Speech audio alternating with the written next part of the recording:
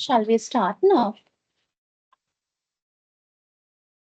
Okay, so now in this session, we will discuss basically about the final data analysis, right? So before moving to that final data analysis, uh, I think you all have to conduct a pilot test. Is it so? I don't know the protocol in here. Don't you want to do a pilot test before doing the final data collection? Not aware about that, right? Okay, so I will discuss something about that also. Normally, now you all are master's level students, no? So normally we are expecting a good output from you guys as you are in the master's level, right? So when you are doing your research, before the final data collection, first of all, after finalizing the questionnaire, you have to collect data for a sample. For example, let's take now your total sample is 384, right? For example, you are not collecting that much of data, right? Then how we are going to justify that in the report? How we are going to justify that in the report? Do you know how to derive the sample? Do you know how to derive the sample? No, that's the issue then. So, before deciding on the sample, right? So now with relating to your title, right? So you have to identify who is your unit of analysis or who are your respondents, right? If you are considering analysis relating to banks, so which banks are you going to consider? Is it the licensed commercial banks or is it the specialized ones, right? So you have to narrow down your title, right? So based on the narrow down title, you have to select the population. So from whom you are going to collect data, right? Now assume that the population is 20,000, right? So basically you cannot collect data from 20,000 of the respondents. That is why in a research, always we are going for a sample, right? So when you are deciding the sample, one method is you have to use the Morgan table. Do you aware about that Morgan table?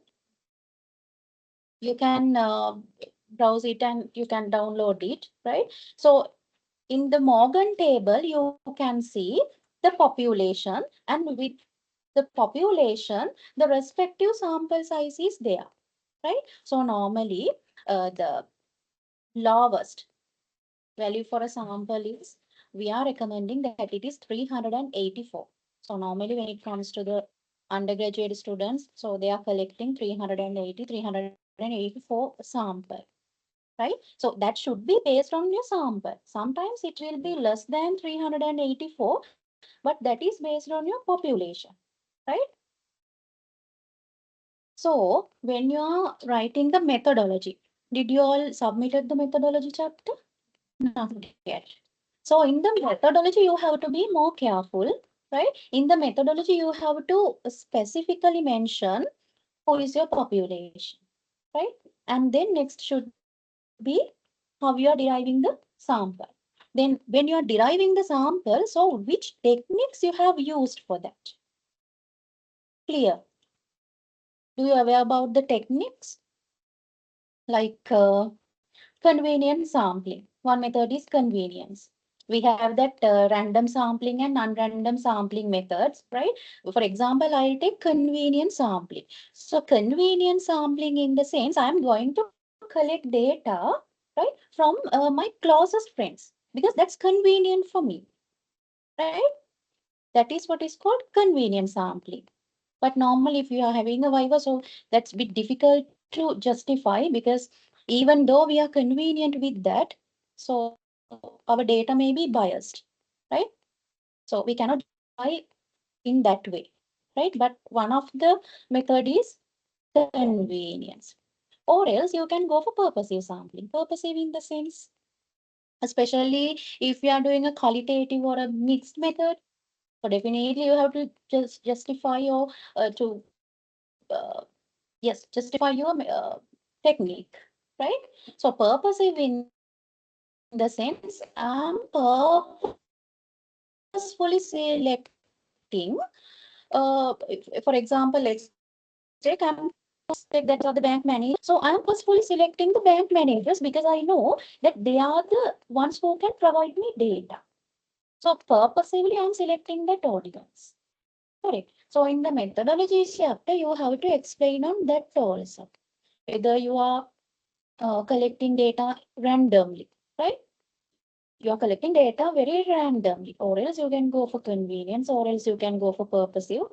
So there are some other techniques as well. So in the methodology, you have to justify on that also, right?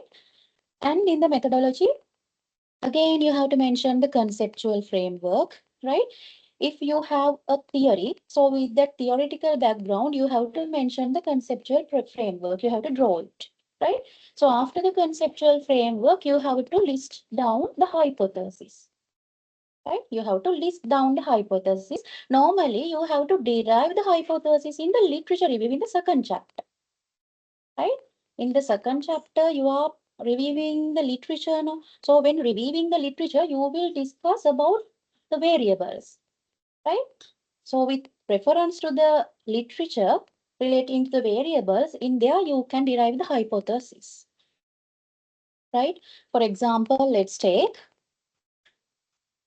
shall I show you a sample for that? This is actually,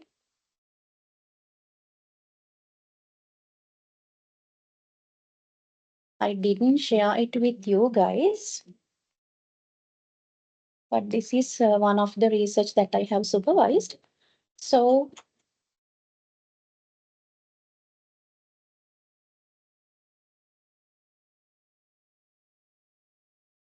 I'm just showing this because I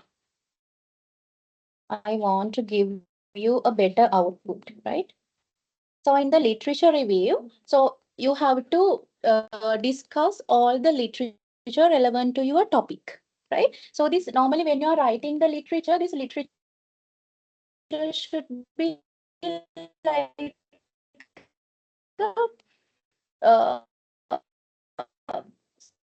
storytelling. Narrow it down to the Sri Lankan context because your problem is relating to the Sri Lankan context, right? So that should be like a funnel, right?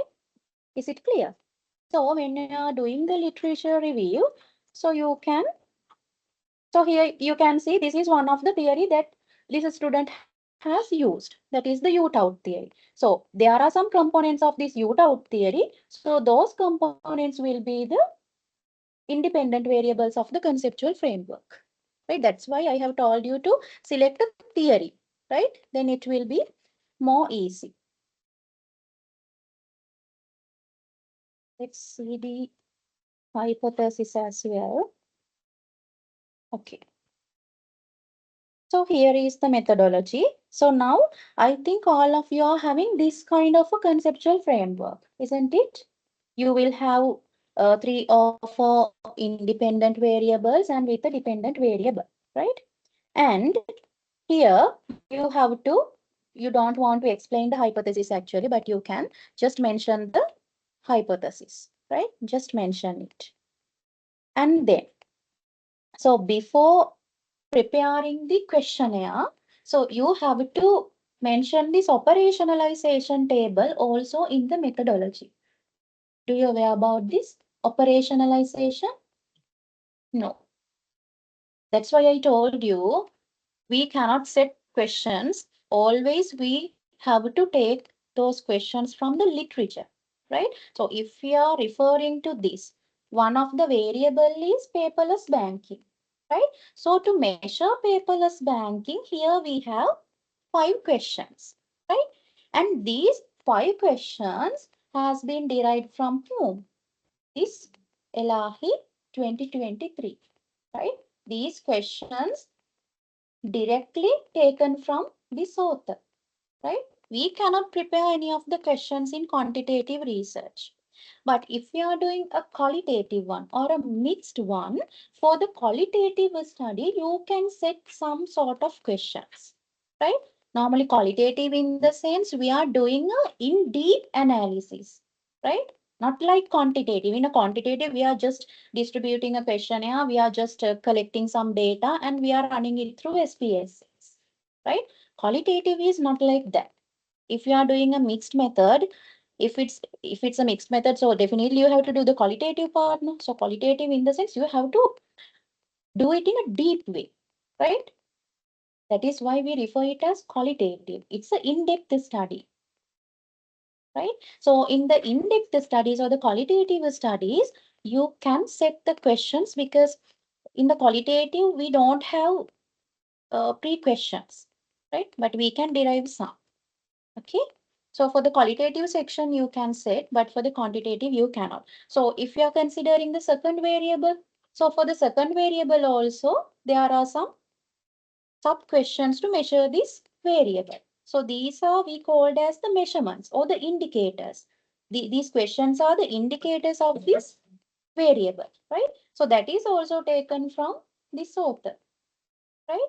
So if we are taking the next one, so we have another few questions. So that is from another author, right?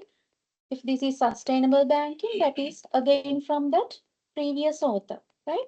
So this is the dependent variable. So these questions were directly extracted from this author, right? So you have to prepare a table like this before you're going to distribute the questionnaire, right? This is what is called operationalization. So if you have variables, so how you are going to measure these variables, right? So we call it as the operationalization. And so here you have to explain the target population and the sample size, right? So I'm not going to discuss on these things as I told you earlier. So definitely you should have a clear idea about from whom you are going to collect data, right? They are the respondents. In qualitative research, they are not the respondents, but we refer it as unit of analysis. The terminologies we use in quantitative and qualitative research are different, right?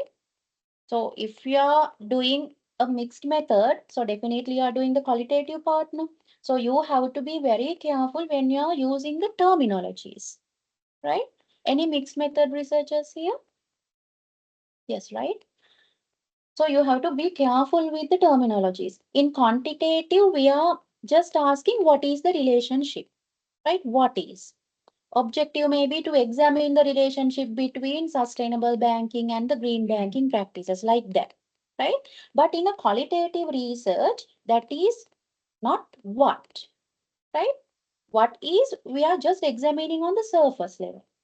But qualitative, we are doing an in-depth analysis to find how it is happening. Is it clear? So in the qualitative, you have to use how term. How, right? What also you can use, but we are not much recommending. So you have to explore about how, right? So in a quantitative research, you are just examining the things, right? But in a qualitative, you are exploring the things. Clear? So definitely, if you are doing any research, so you should have this basic idea, right? In qualitative, you are not going to examine the things, but you are doing a in-depth analysis, right?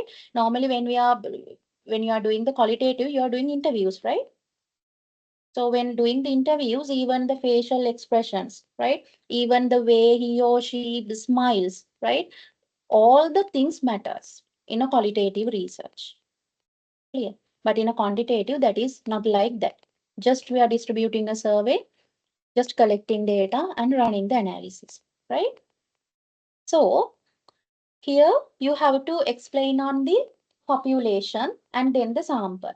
So if you are doing the mixed method, this is applicable for your quantitative part, right? For the qualitative part, we cannot specifically mention the number of participants, right? So that will be depend on the data saturation. Do you aware about data saturation? No. So data saturation in the sense, now assume that we have decided to interview 10 people, right? So now you are interviewing first 5 people, right? And then you are doing the interview for the seventh one, assume that, right? So after the seventh person, when you are doing the interview for the eighth person, that person is giving the same information. When we are asking the question, so that person is giving the same information like the seventh one, right? When you are doing the interview for the ninth person, so that person also giving the same information. So is there any point of continuing the interviews? No. That's the point where we reach the data saturation, right? So in the qualitative part, we cannot specifically mention the number, but it will be depend on the data saturation, right? And then in the methodology, again, you have to specifically mention the data collection method. If it's some quantitative one, so that is using a questionnaire. So that questionnaire is a structured one, isn't it? Is it a structured or unstructured? Structured in the sense we have predetermined questions. So we are not going to change the questions once it is distributed to the respondent. So here you have to specifically mention that it is a structured questionnaire, right? But for the qualitative part, that is a semi-structured one. Why? Normally when we are interviewing, so we are talking now.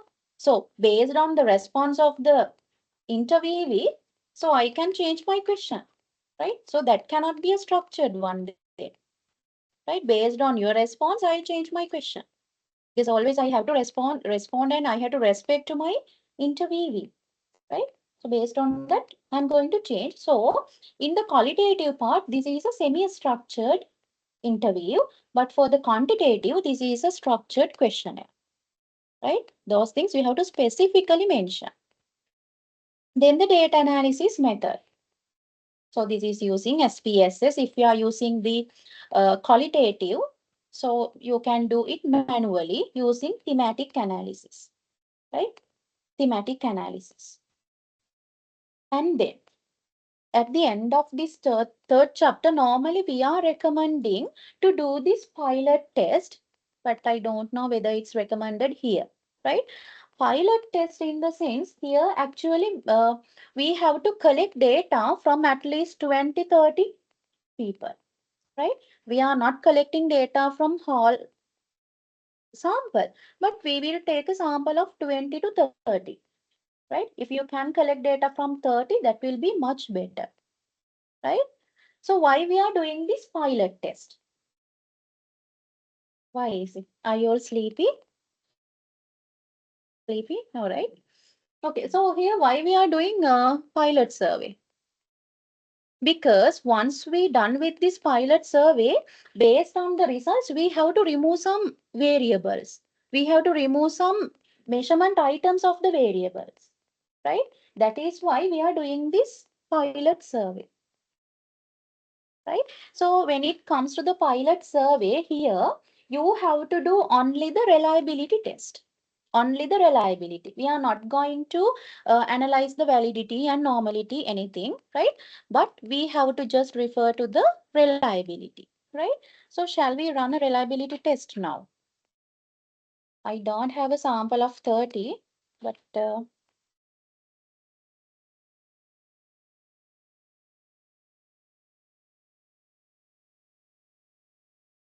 okay, from this data set, I will take.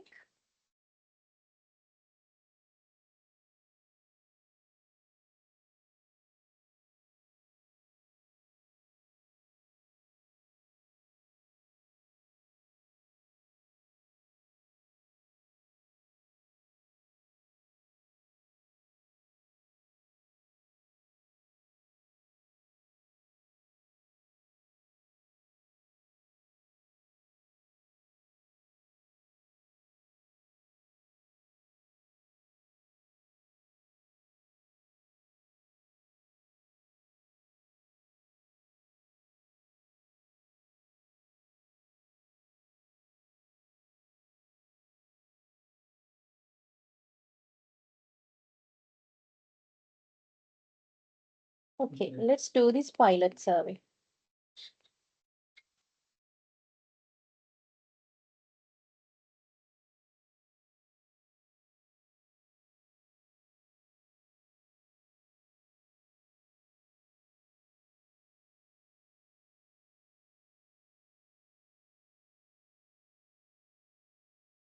I'm going to import the Excel sheet.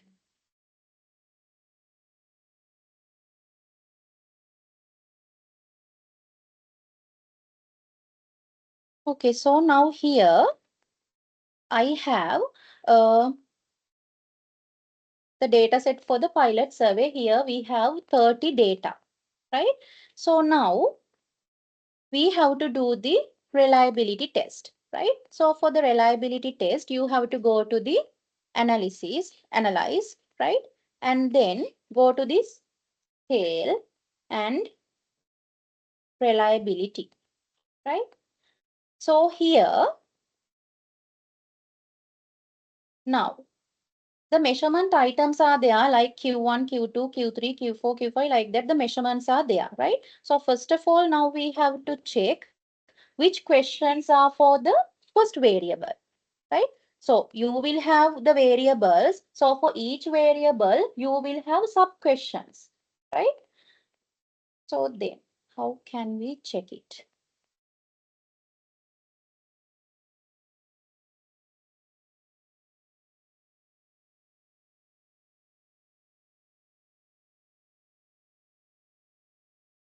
Okay, so the first 5 questions is for the first variable, right? So first of all, let's run the reliability test for the first variable.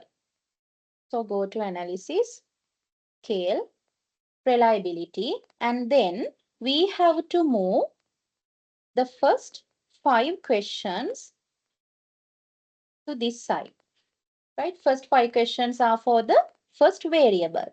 So go to the statistics and click on this item, scale, scale if deleted. If you want this correlation and covariances and F test, then continue. So now this is the Cronbach alpha value of the first variable. So that is 0.917, which means what? This is excellent, no? So we don't want to edit or we don't want to remove any measurement items from the first variable. Clear? Now assume that here the Cronbach alpha is less, like 0.15, like that. So then what shall we do? The reliability is very less, so we cannot rely on that measurements. So what shall we do? Replace the measurements. We have to replace, and before that, you have to go to this inter-item correlation matrix, right? So here you have the inter-item correlation matrix now. So in here, you can see in Q2, you have here 1, then 0.615, 645, 677. So here all of the figures are greater than 0.3, right? Here the threshold is 0.3. At least among two of the variables, right? We should have these values that is greater than 0.3. Is it clear? Now, for example, now assume that in Q2 and Q3, this is 0.21 and next 0.24, next 0.15. So all the figures are less than 0.3. In that case, we have to do some adjustments. We have to remove some measurements, right? So at least in between two of the variables, the value should be greater than 0.3, right? Just assume here, this is 0.615. The other two figures are 0.21 and 0.27. What shall we do? Again, in one variable, that value is greater than 0.3, which means we don't have an issue. Clear then? If we are taking this Q3 item, Q3 question, so again all the figures are greater than 0.3. If we are taking Q4, again all the figures are greater than 0.3, so we don't want to remove anything. If it's less than 0.3 in all of these cases, so then we have to do some adjustments, right? So with relating to this variable, we don't have any issue. Then let's move to the second variable. So for the second variable, we have to take the questions from Q6 to Q11, right? So now I told you, even when we are in this output sheet, we can run the data, right? So go to analysis, then a scale, then reliability. Now we have to remove these questions. And we have to take question 6, 7, 8, 9, 10, 11. This is relating to second variable. And in the statistics, everything is done. And here you can click OK. Now what about the second variable? This is 0.774, which means what? This is acceptable, right? So nothing to worry. If this is if this is around 0.256, there is a matter. We cannot rely on those questions, right? So if you are referring to this inter-item correlation, right? Okay, see here, this is negative, right? And here this is 0.357. So at least there is one variable which is greater than 0.3. So we don't want to worry about this Q6, right? But here though these are less than 0.3. Here 0.29, here 0.19. But that's okay. There is at least one variable that have a not correlation, reliability of 0.3. And if we are taking Q7, here in these two figures, they are greater than 0.3. If we refer to Q8, the very first one is greater than 0.3, so perfectly okay, right? If we are getting to this Q9, what shall we do? Here also we have some figures that is greater than 0.3. Perfect, right? So like that, you have to check with this inter-item correlation matrix as well, right? You can decide from here.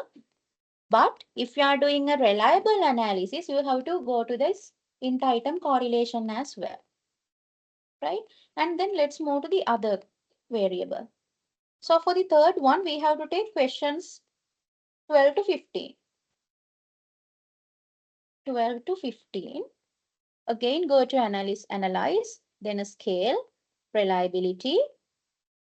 We have to remove all these questions and we have to take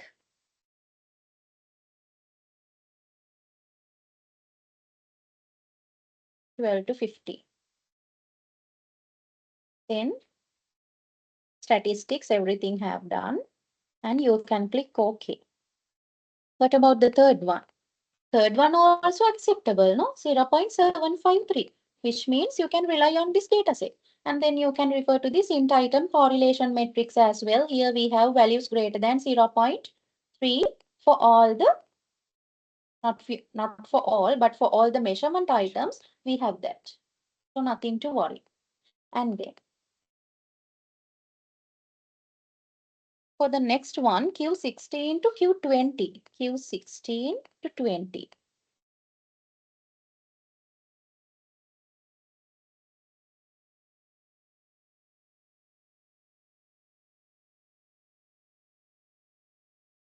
Then click OK. So here, the reliability is 0.829. Nothing to worry, right? But if it's a less amount, so we have to worry on that. And then, what about the last one? This is the dependent variable. For the dependent variable also, we have to check this, right? Because here we are checking the reliability of the measurement items, right? So here we have to take from question number 21. Again, go to analyze, scale, reliability. We have to remove these questions.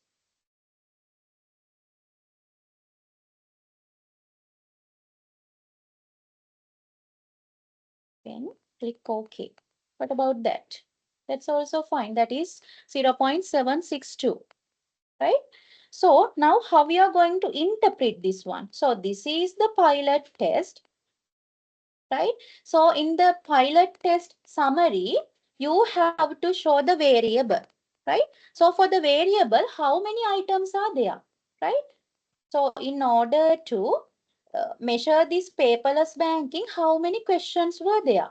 There were 5 questions. So we have to mention it in the number of items column, right? And then Cronbach alpha value, right? So what is the Cronbach alpha? So with relating to this is 0.929. So then we have to mention that whether this is reliable or not.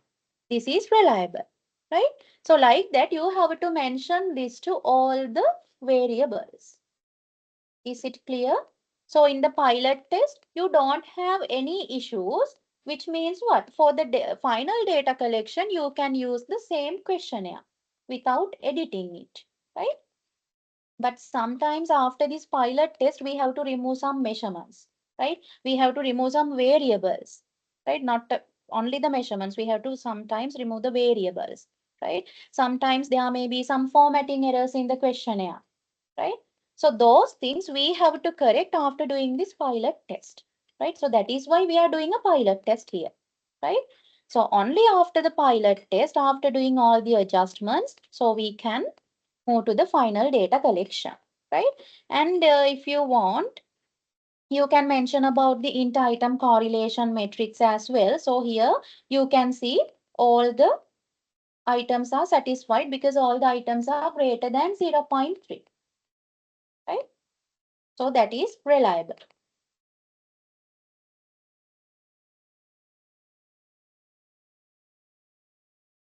Okay.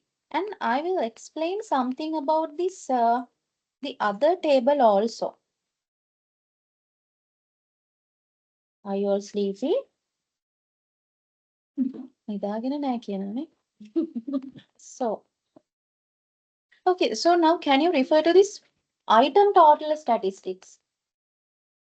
So here you can see this last column, convex alpha if item deleted. So with relating to the first variable, right? So if you are deleting the measurement item 2 or the question 2, right? So your Cronbach alpha will be 0.938. Clear then? So here the Cronbach alpha is 0.917, right? But after doing this pilot test, if you are removing Q2, so you can increase your reliability to 0.938. If you are deleting Q3, so this will reduce to 0.878. Clear? If you are removing or deleting Q4, so further the Cronbach alpha value will be reduced, right? If you are deleting Q5, so again this is reducing, right? So if you have any questions in that inter-item correlation matrix in here, right? So by looking at this inter-item correlation matrix, next we have to refer to this table, right?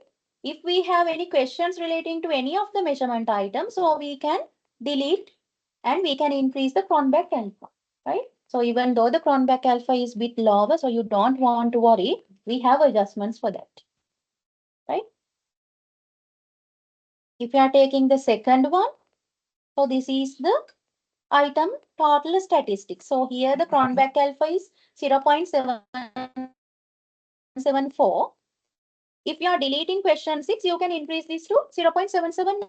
So if you had a problem with this question 6 in this inter-item correlation matrix, you can just remove that measurement. So then your alpha value will increase to 0.779.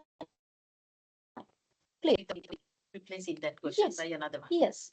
We replace the questions because we already said and we already done the pilot, right? So what we can do is if there is any questions with any of the measurements, we can just remove. That's why we are always recommending you to use more questions or more measurement items for one variable. Because after doing the pilot test, you have to remove the variables. Then sometimes it will remain only 2 or 3 questions for one variable. So that is not enough.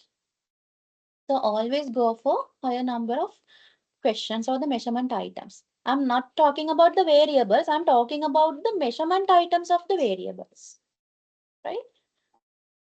Okay, so in this analysis, then we don't have an issue with the reliability. So we can proceed this to the final data collection. So you also better to do this pilot test right? And then you can start the final data collection. What difference? Now, um, sort of a part, we have selected 4 measurements. Okay. So we are between Q1 to Q4 now. Hmm. Suppose what happens if the all the correlation is less than 0.3, then we have. Which means when you are setting the questionnaire, you just set the questions, Yeah. you just not refer to the literature and anything. That's why, because in the literature also you cannot refer to the predatory articles. Do you know about predatory articles? No. Predatory in the sense, normally when you are doing a research, right, you have to refer to the well-reputed journals, well-reputed articles. Like we are saying that Q1 article, Q2 articles like that, or A-ranked journals, right? B-ranked journals. Yes. You have to use not most cited, but you have to use ranked articles or articles from ranked journals, right? Now, I think what you are doing is you are just taking those from Google Scholar, isn't it? Science Direct.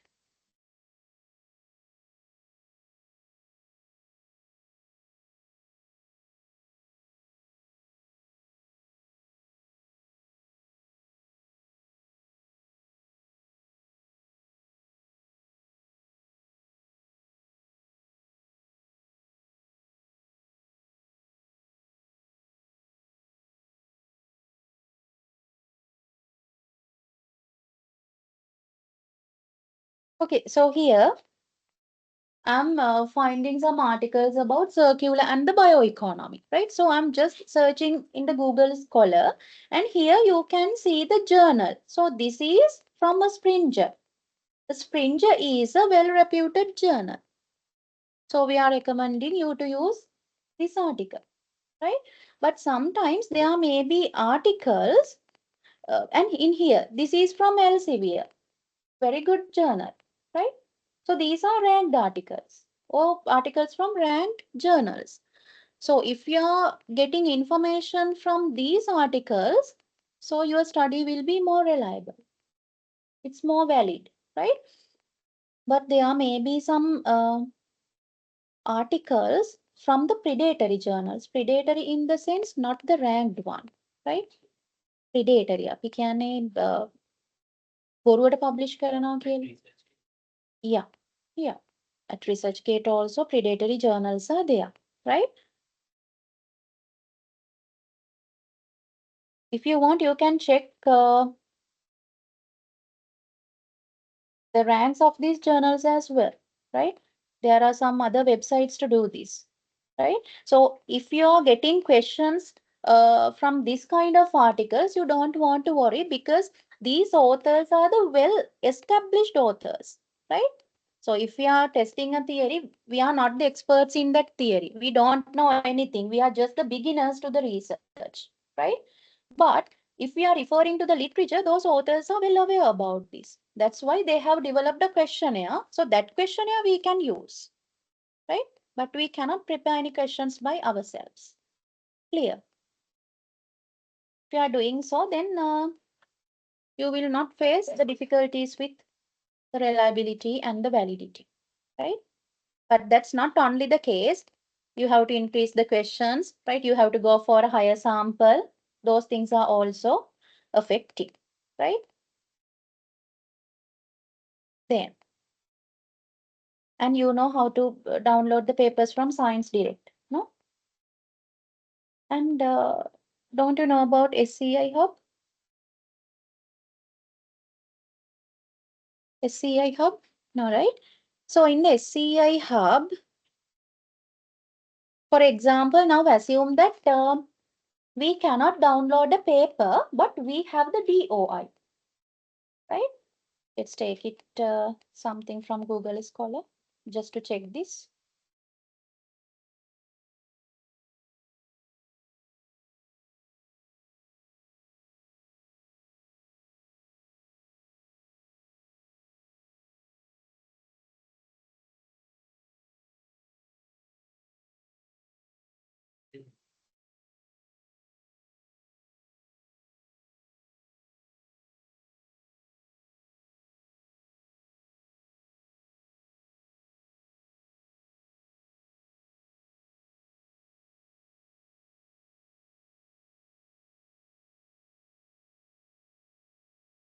So here you can see the DOI, right? So just copy paste this DOI and search in the SCI hub. Most of the papers are available in SCI hub, but some are not, right? Let's check. Yes, this paper is available. So you can download from here. This is SCI hub, right? You just want to have that DOI.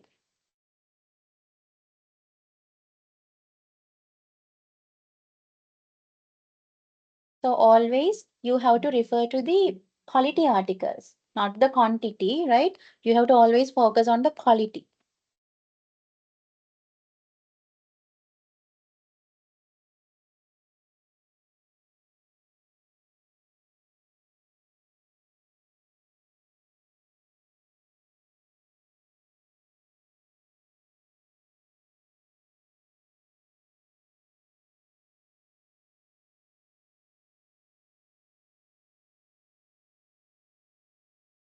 Okay, so this is about then pilot test, right? And after doing the pilot test, you can go for the final data collection, right? So once you're done with the final data collection, what shall we do? Are we going to analyze it directly? No, we have to check for the missing values and we have to clear the data first, right? So let's see how to clear the values or how to recognize these missing values, right?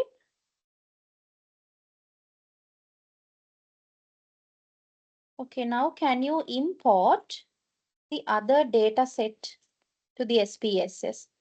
Uh, I think it's the finalized data set. Import it. Click on File, Open, Data. Not the detailed one, this finalized dataset SPSS.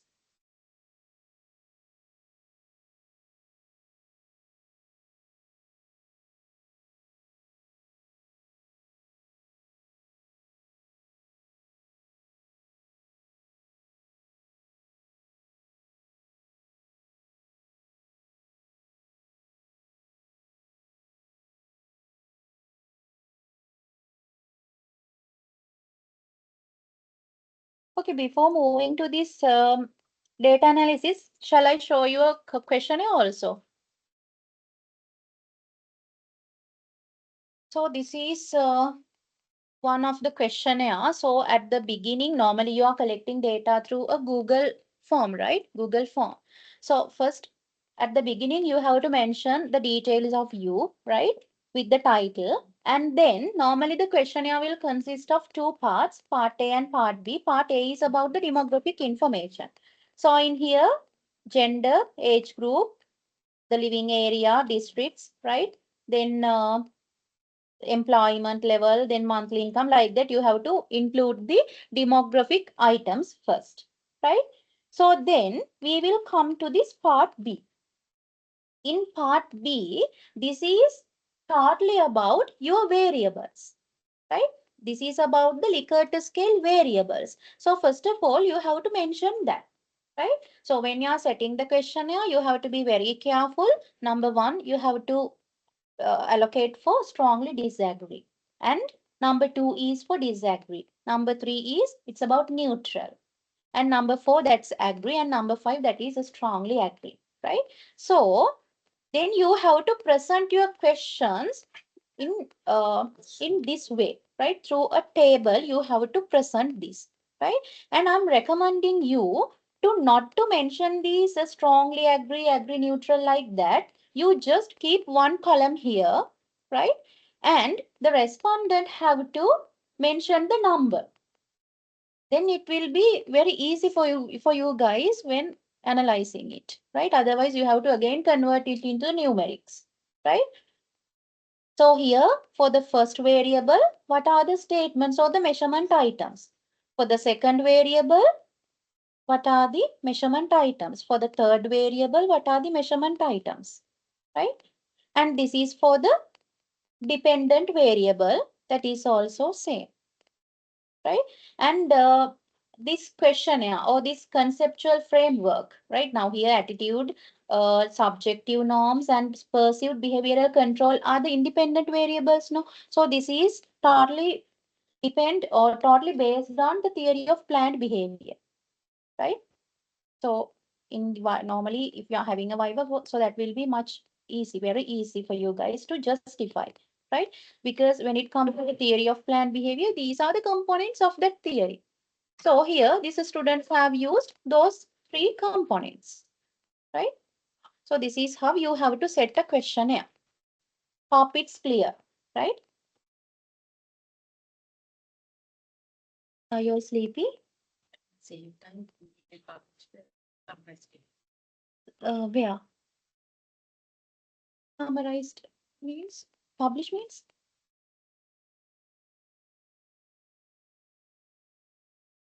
example. We don't know, you need to. Are you talking about the questionnaire? Yes. Okay. We need to summarize the question. You know, Why are you summarizing the questionnaire? No, we don't want to summarize the questionnaire. Uh, we don't want to do that. Okay, let's see. I thought that it's some questions straightforward. Some people may have given it's like We are asking not yes no questions. We are asking whether you are agree with this or not. no. We cannot do any changes to the questions from the literature. That's why I'm telling. You have to be very specific. Specific on deciding the question itself. Yes, that's why I'm this much emphasizing that because with my experience, so most of the students are facing challenges.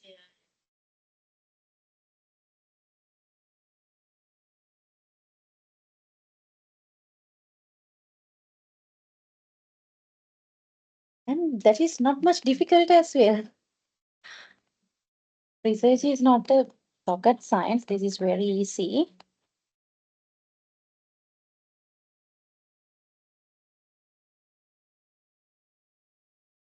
Okay, so in this paper, can you see the questions?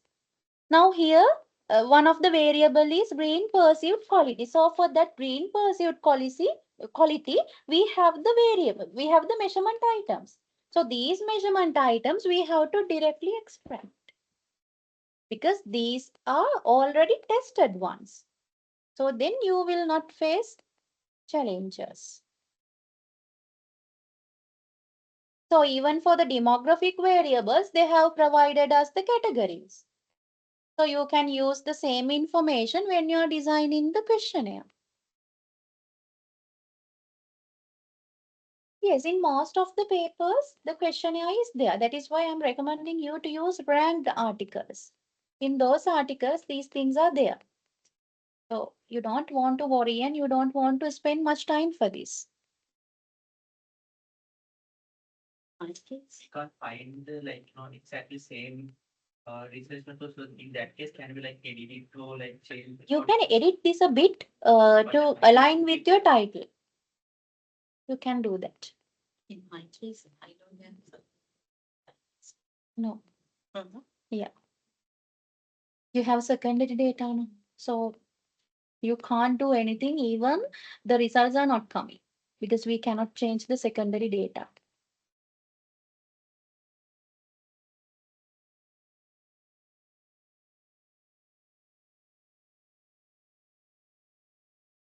Sometimes at the end of the questionnaire also they are attaching the questionnaire. Maybe end of the article also they are attaching the questionnaire. So better to refer to your titles, right? And I hope this is clear, right? Then now we can move to this analysis.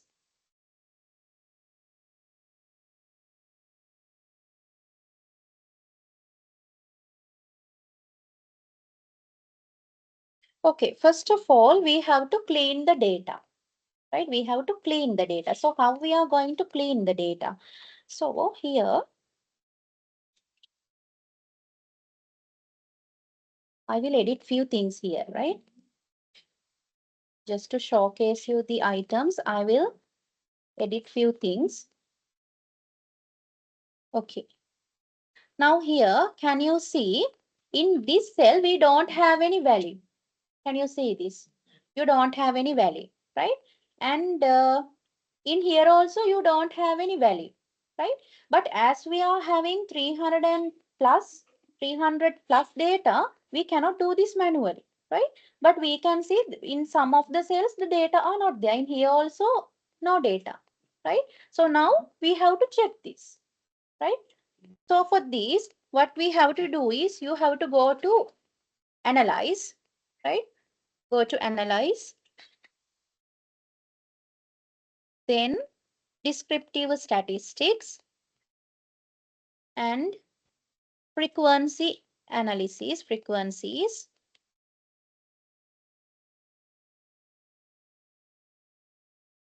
And now here we have to move all the items to this side, to the other side and click OK.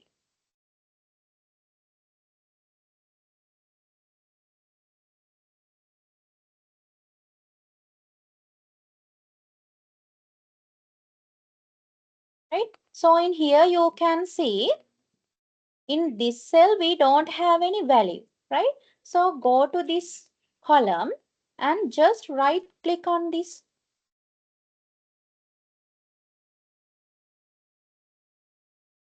And let's click this sort ascending.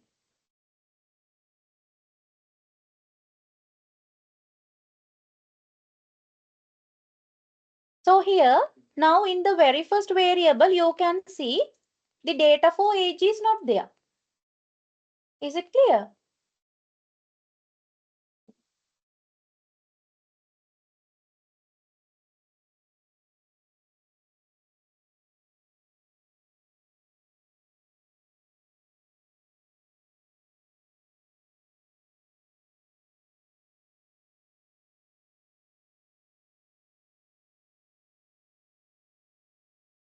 Yeah, Frequencies, yeah, everything. everything. Yes. I have to use a new sheet.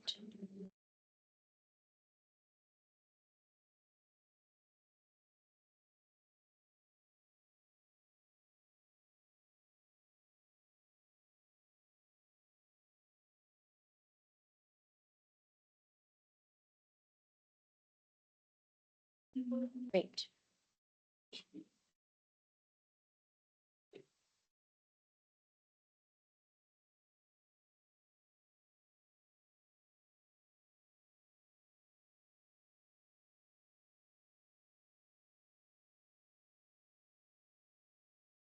Okay, go to analyze and then descriptive statistics and then frequencies. And here select all the variables and move to the other side. And then click OK.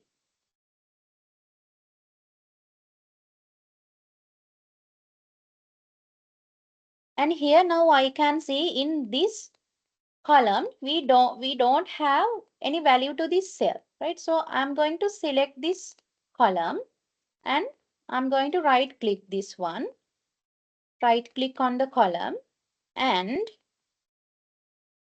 click on sort ascending. So now here can you see the missing values comes to the front or the beginning of these columns. Is it clear? Now then you can check with your responses, right? You can check the response with relating to this questionnaire ID, right? And you can check whether the respondent has not filled it or you have missed it, right? Sometimes you may missed it when you're entering the data, right? If you missed it, you can manually enter that, right? For example, if the gender is, if it's true, you can just mention. Clear? So like that for all the columns, we have to do this. Okay. So after the pilot test, in the final data analysis, this is the very first thing you have to do, right? There should be not any missing values. But in your case, you may have missing values as you are taking data from secondary sources. And in your case, we cannot fill those manually as well because we don't know the published data now. So you have to keep it same. Yes, it is. Yes.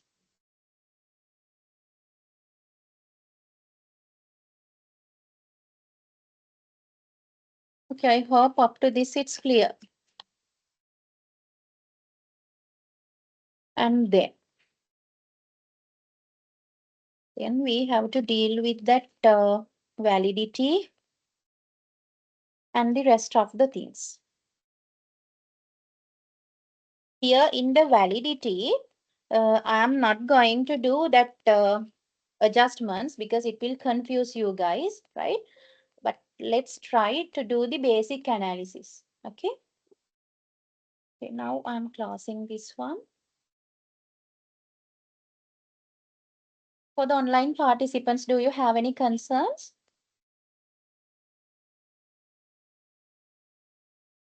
Any responses?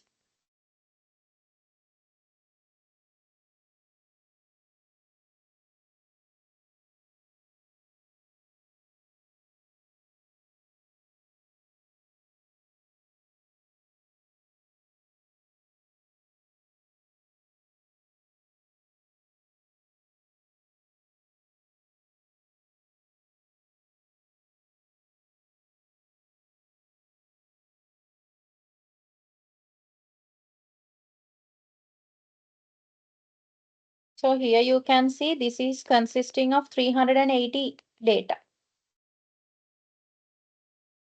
which means most probably we will get the exact values because the sample is large, right? Yeah. So in your case, you have to take many more years then. Maybe. Yeah. And I think you have to analyze it with the panel data because you are doing secondary and you are dealing with the time now, with the years and with the other variables. No? So I think you have to follow that panel data regression. Panel data. Articles, panel data. Yeah, yeah. You have to do that panel data. So if you are using EViews, I think it will be much better.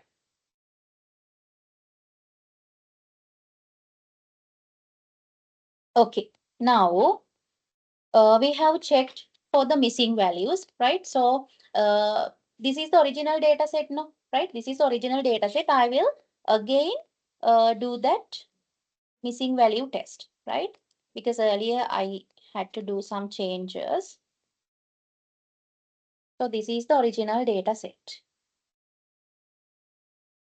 So now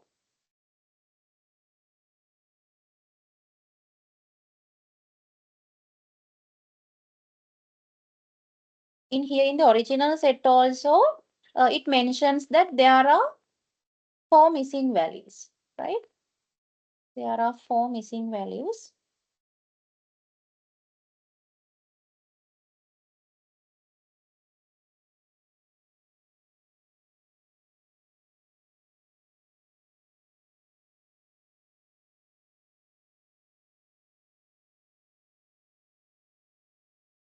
Those are not the missing values, I think. Let's check.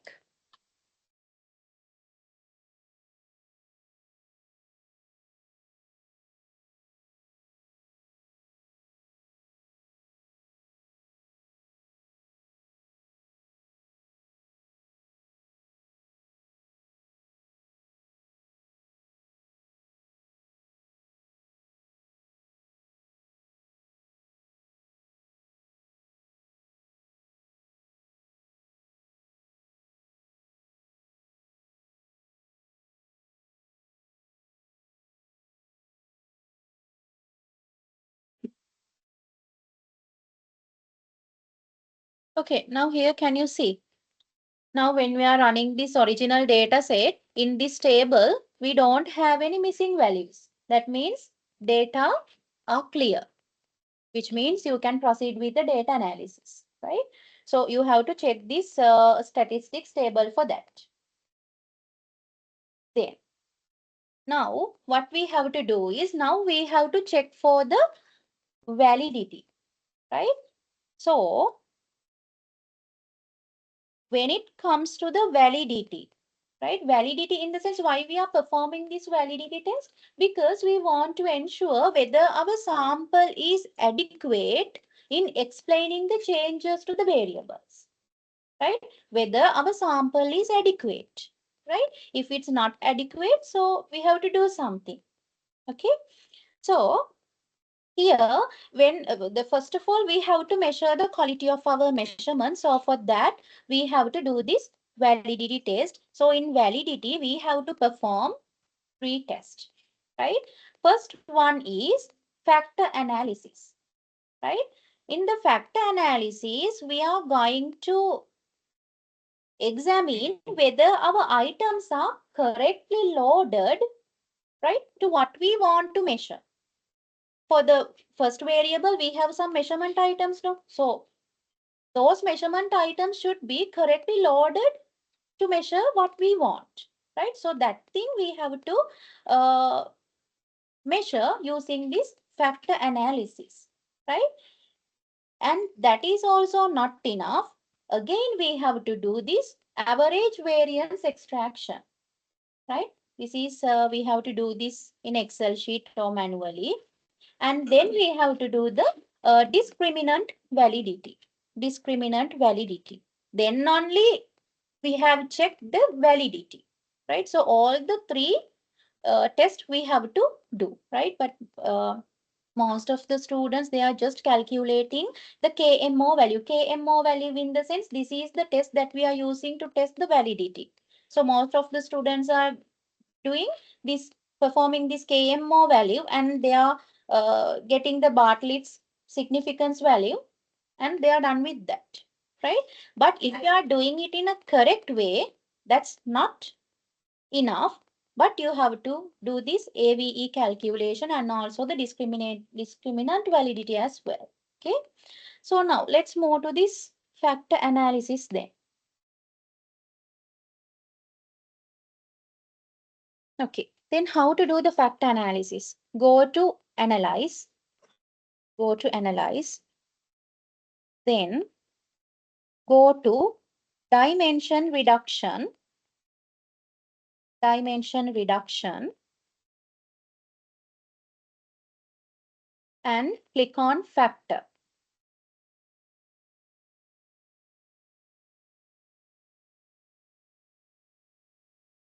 And now we have to move all the variables to the other side. All the variables or all of these measurement items, not the variables, but all the measurement items, which means all the questions.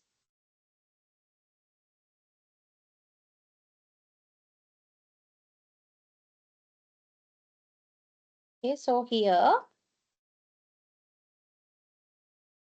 you have to move all the variables to the other side and then click on this descriptives option, descriptives, and put a tick to this KMO and Bartlett's test of sphericity. Click on that because in order to measure the validity, we have to use this KMO value and the Bartlett's test. And then click continue. And then click, yes, here you have to go to this rotation. In the rotation, you have to click this Promax option. Promax.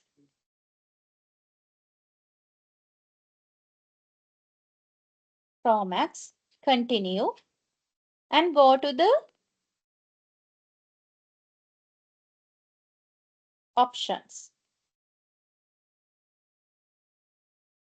And click on this suppress small coefficients and make this 0.3. This is a standard value, right? This 0.3 is a standard value.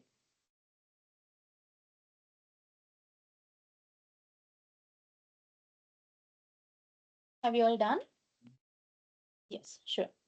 So once you move these all the variables, you have to go to the descriptives and click on this KMO and Bartlett's test. Click continue. And in rotation, click on this Promax option. Continue and go to the options. Options, here you have to tick on this suppress small coefficients and you have to change this value to 0.3. We don't have any logic for this. This is a standard value in statistics. So 0.3 and then click continue and then click OK.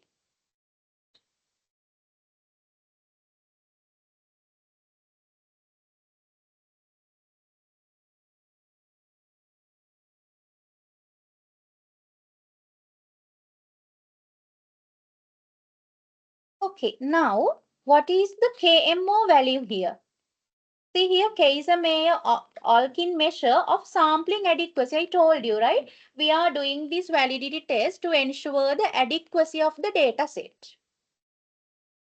Do you need any help?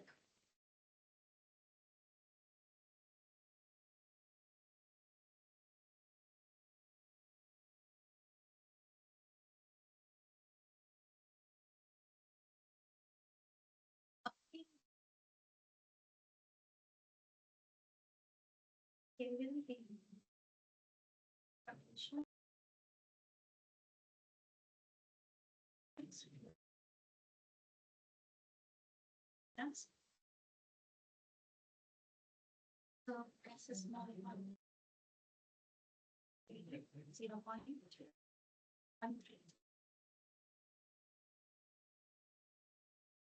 Okay.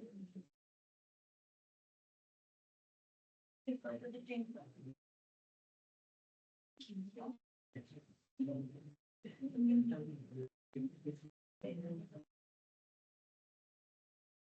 No, only the question items.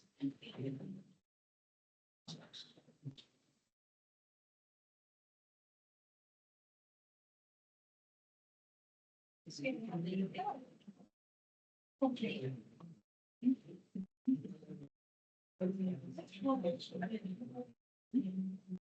Do you have only the question items? What about you?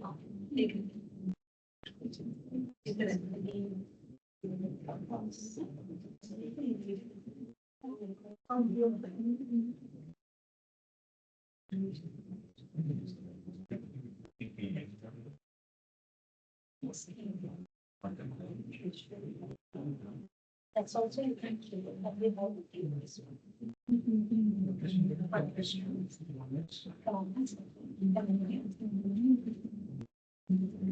Yes. Yes. 0.3. Okay.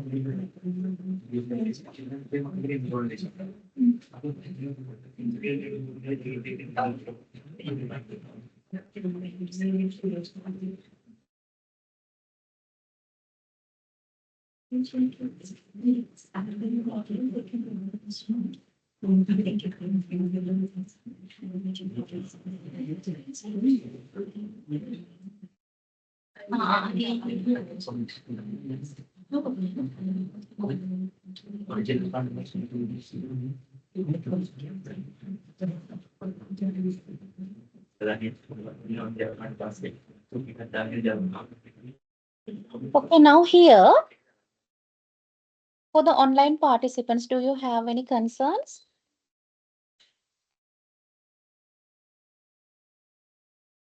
Okay, so here how we are going to interpret this KMO value. So here this KMO value should be greater than 0.5. So let's check our data set. So this is 0.901. So this is good. We cannot say it exactly valid because we have some other test to do, right? But up to this, okay, right?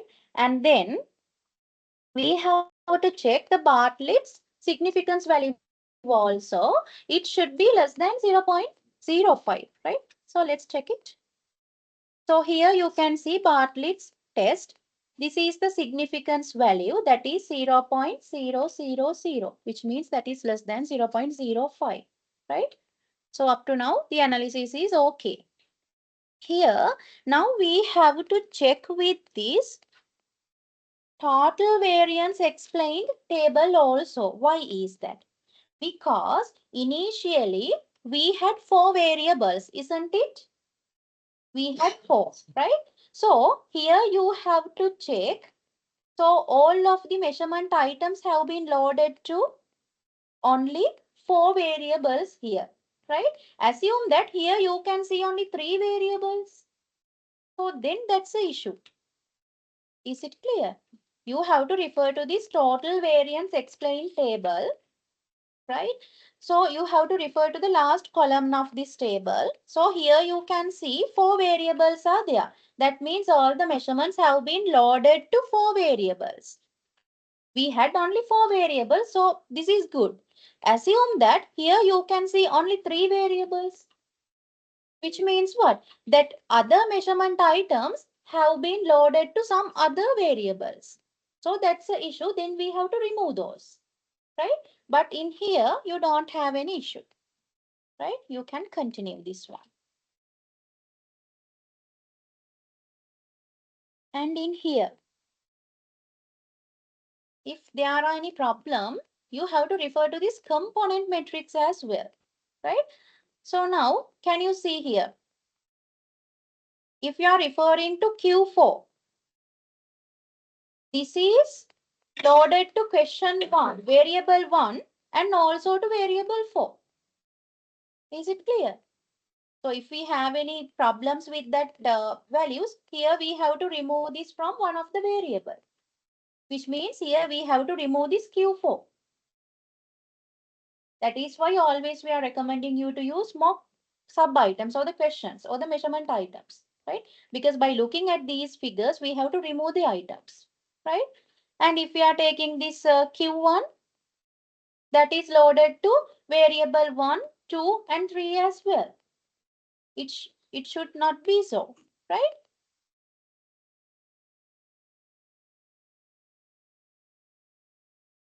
So here, Q4 has loaded to Q4, variable 4, right? But that is relevant to variable 1, right?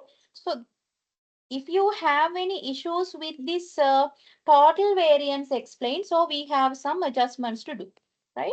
Otherwise, that's fine.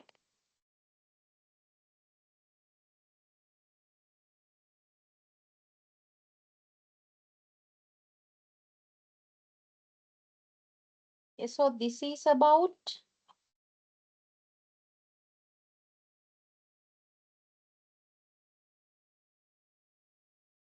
okay. So in this report, this is about the factor analysis, right?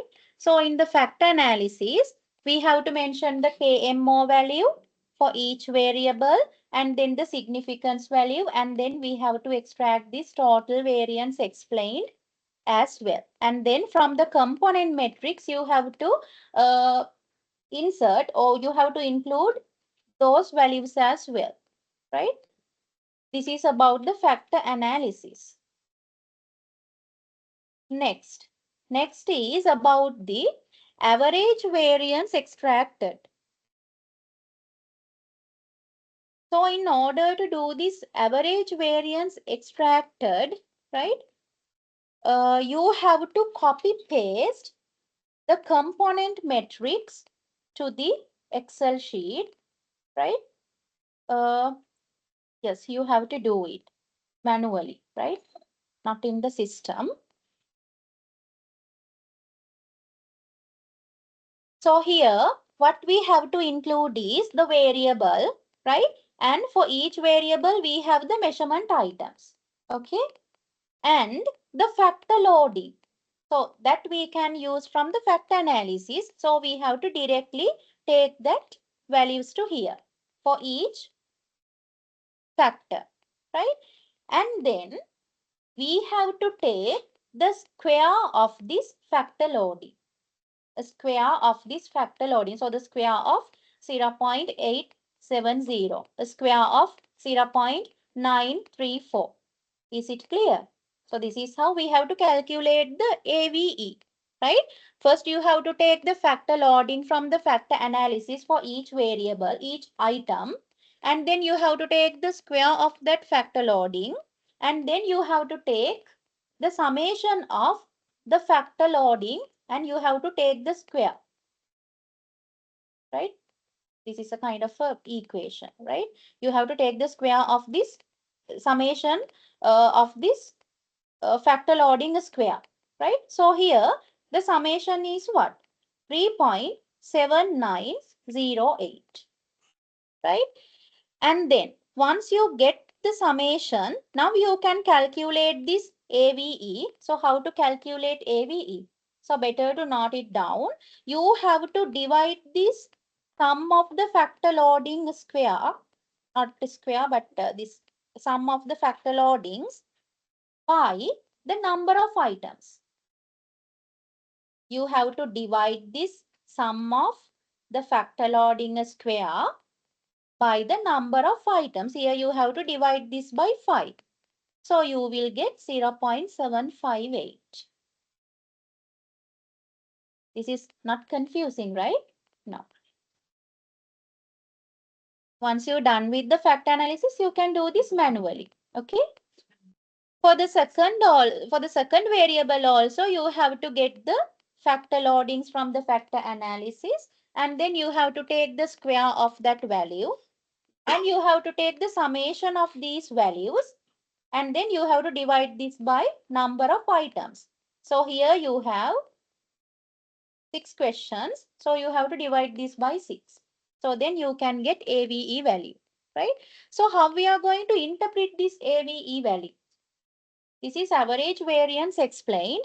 So here, normally, this AVE value should be greater than 0.5. The threshold value is 0.5. So here, let's check for the first variable, that is 0.7. That is greater than 0.5. Here also same. Here also same. Here also same. And for the dependent variable also same.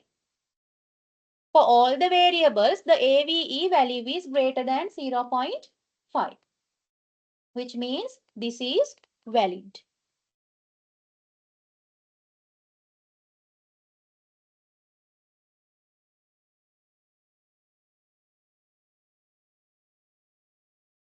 What if we do, if these AVE values are less than 0.5, what shall we do then?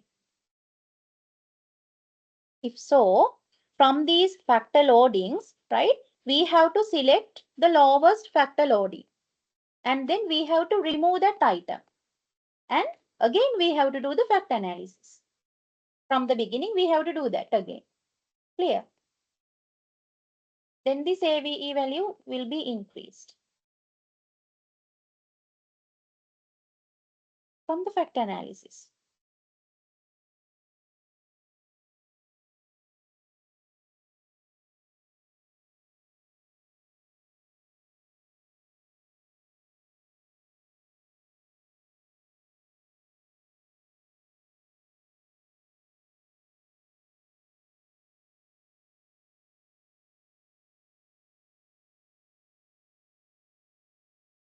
So here for the first, you can see the factor loadings.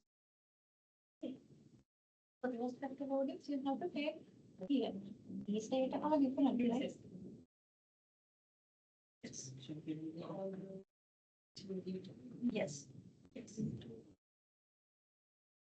This is the error in the sense.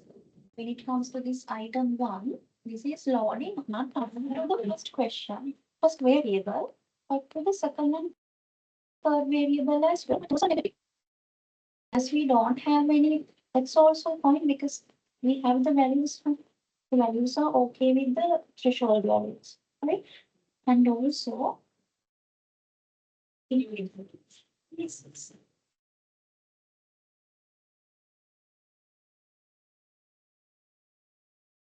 And here the total variance is also loaded to all the 4 variables. So we don't have any issues there. Just take that factor loadings. Don't consider about the other variables because here that is correctly loaded into the variables. If this is only for 3 variables, which means that's a problem. Then we have to concern on that values as well.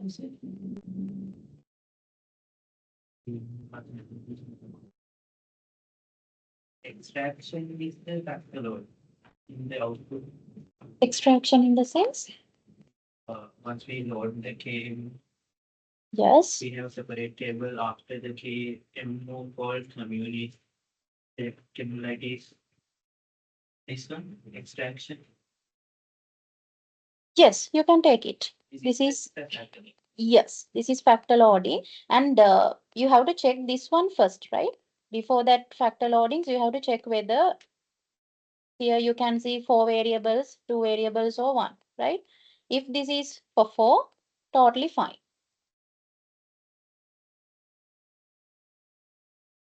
Okay, now I think the calculation of AVE is clear. Then we need to move to the discriminant validity. Discriminant validity.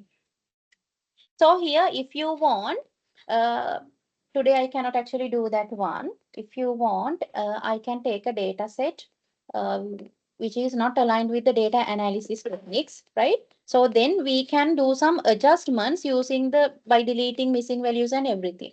If you want, let me know. I will send you a recording there, right? Because in this analysis, it is aligned with all the tests.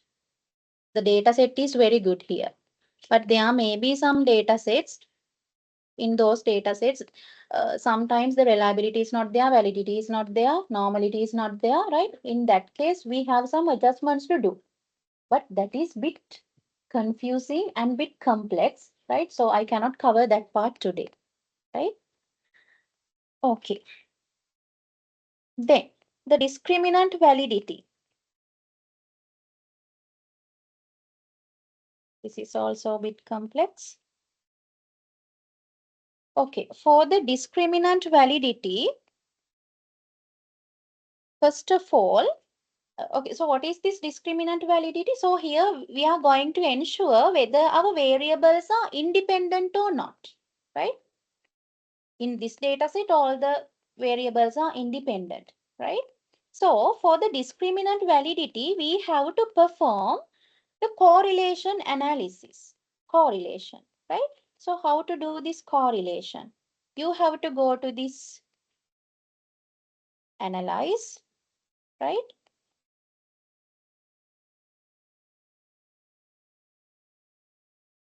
And here there is one thing.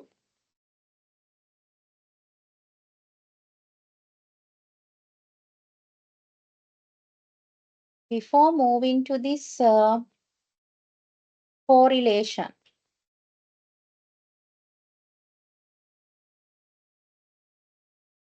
now we have to compute the variables as well. Can you remember the computing of variables? We have the measurements. Using the measurements, we have to get one variable, right? So now we have to do that one as well.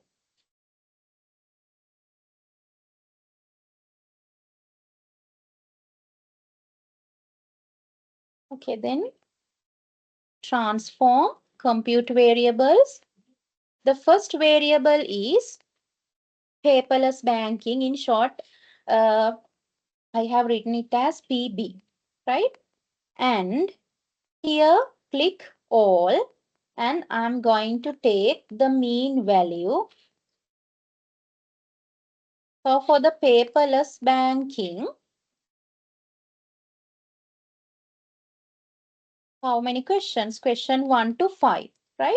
So I have to move all the questions to the other side, and I have to take the mean value. So that's the variable that will become as the variable then. Q3, then Q4 and Q5. And click OK. Now go to the data sheet.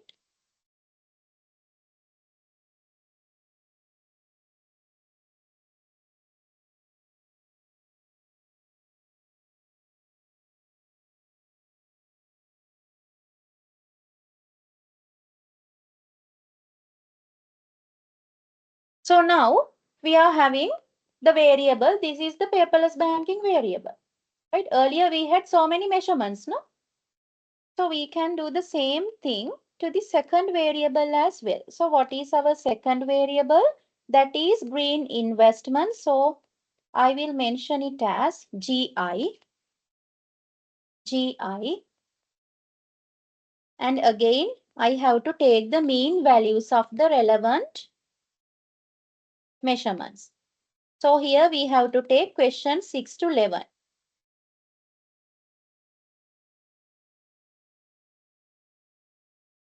Question 6, 7, 8. And you have to put these commas as well, right? Question 11.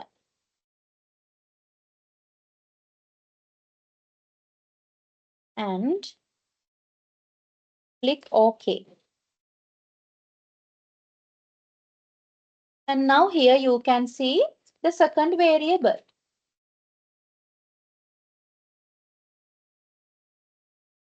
And we'll do the same thing to the third variable as well. Third component is green image. So I will rename it as GIM.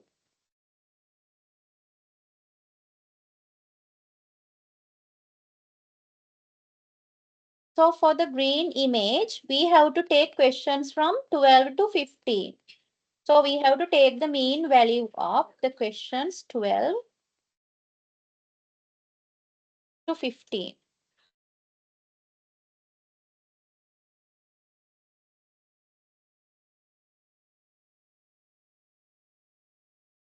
And then click OK. So now you can see the new variable.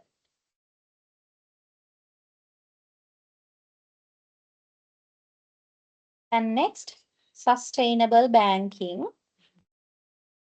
Go to transform compute variables. I'll rename it as SB.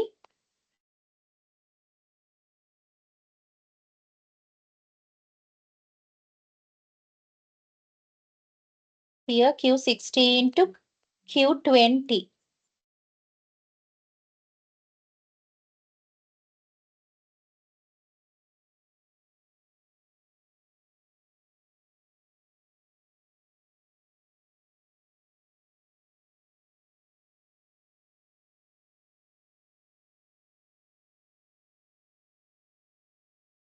Okay, now you have the other variable as well. Next.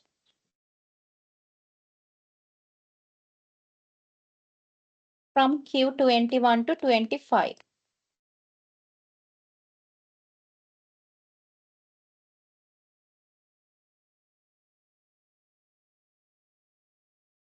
This is green banking practices. So here, green banking practices, I will rename this as GBP.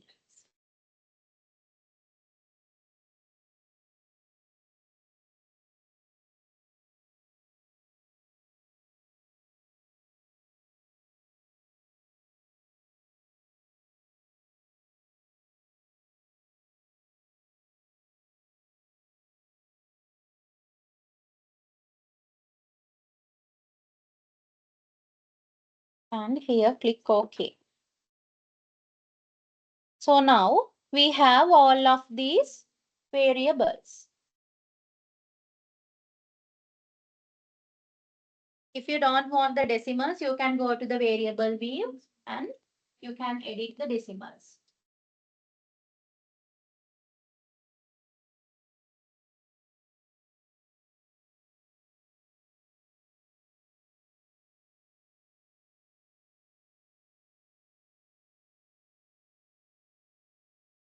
Second one, right? Question 6 to 11. Third one. Question 12 to 15.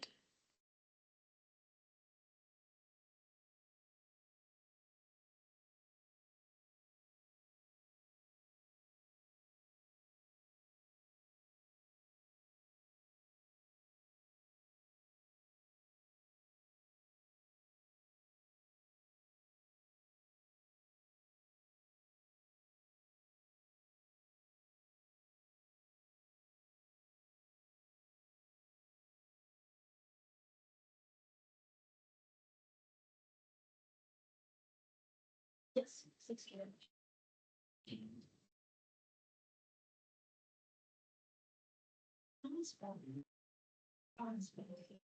Computer variable.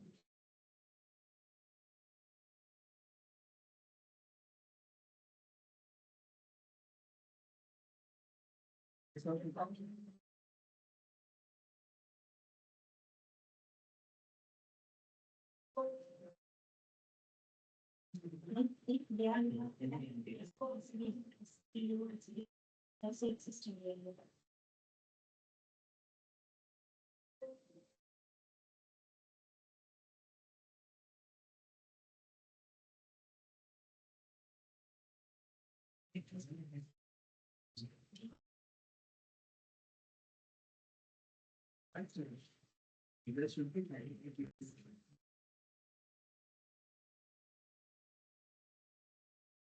Which one? I'm talking about this. No, not different. When you are entering, you all are starting from There may be some changes in the question. So you take the question items. Sometimes you may list four, sometimes you will have take no questions. how you can like check guys.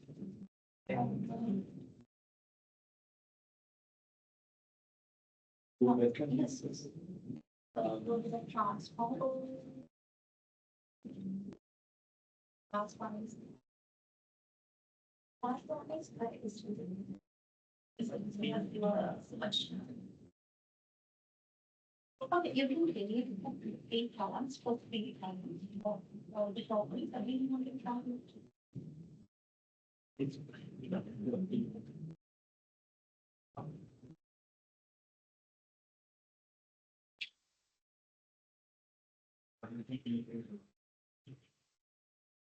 I don't know if you.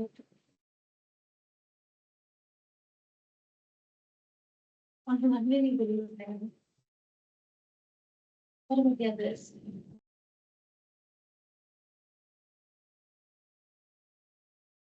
You do the same thing. Give the other reading versions.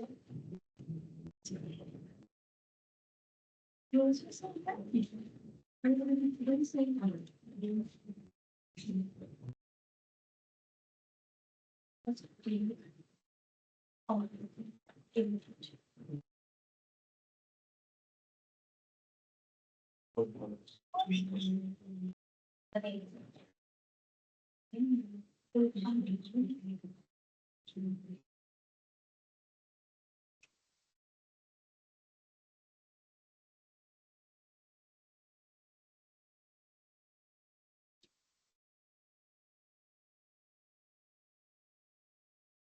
Now assume that here, after the validity analysis, assume that we have to remove some cases or we have to remove some question items. Just assume. If so, we don't want to go to this compute variables, but we have some other method to get these variables if you are doing some adjustments, right? Otherwise, you can follow the same procedure.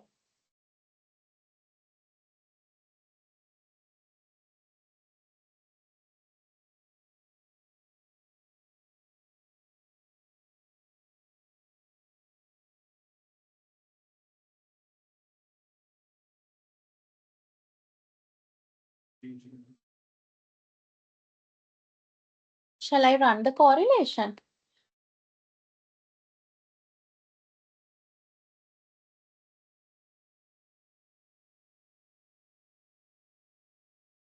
Sure.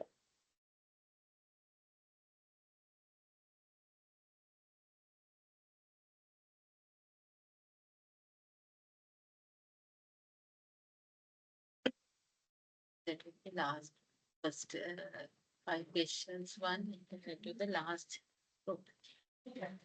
The problem. Yeah.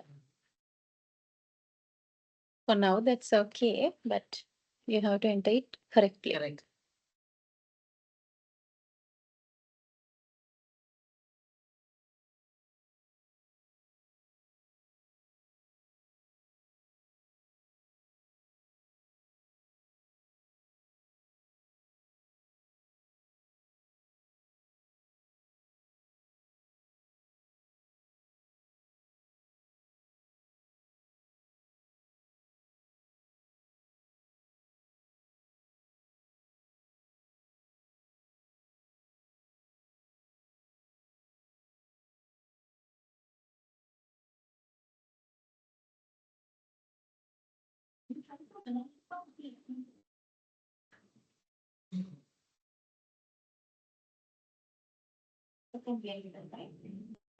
that's the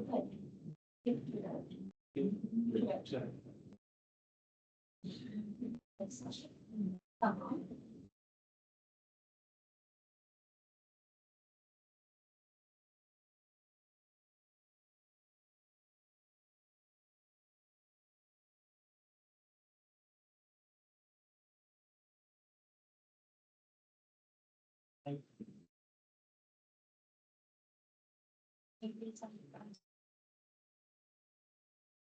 sometimes something's were missed.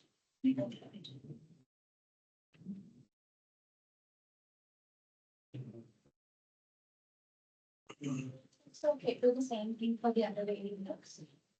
Okay.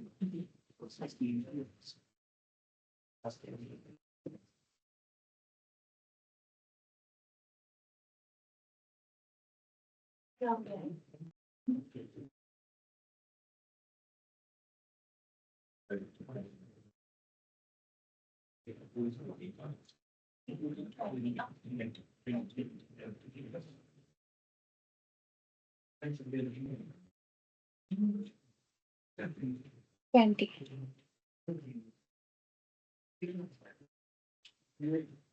For the online participants, do you have any concerns? Can anyone respond? Do you have any concerns?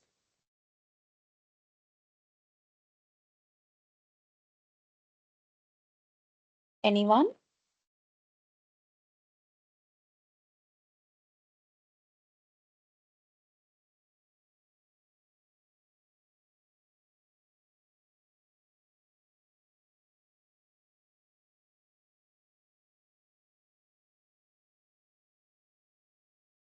Is it confusing?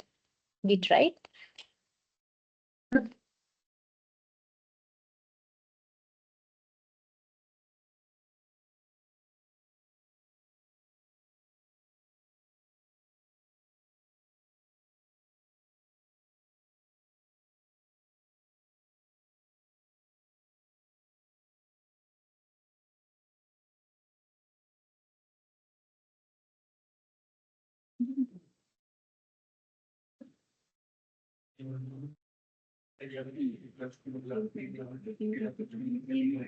Have you all done? Shall we run the correlation then? Okay, so for the correlation, go to the data set and click on this analyze. Then click on correlate, and there bivariate. Click on bivariate.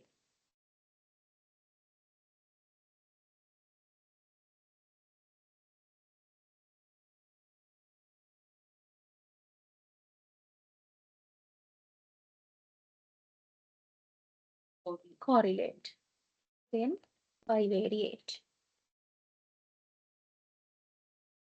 And now move all of the variables, not the measurement items, but the variables to the other side. Only the variables.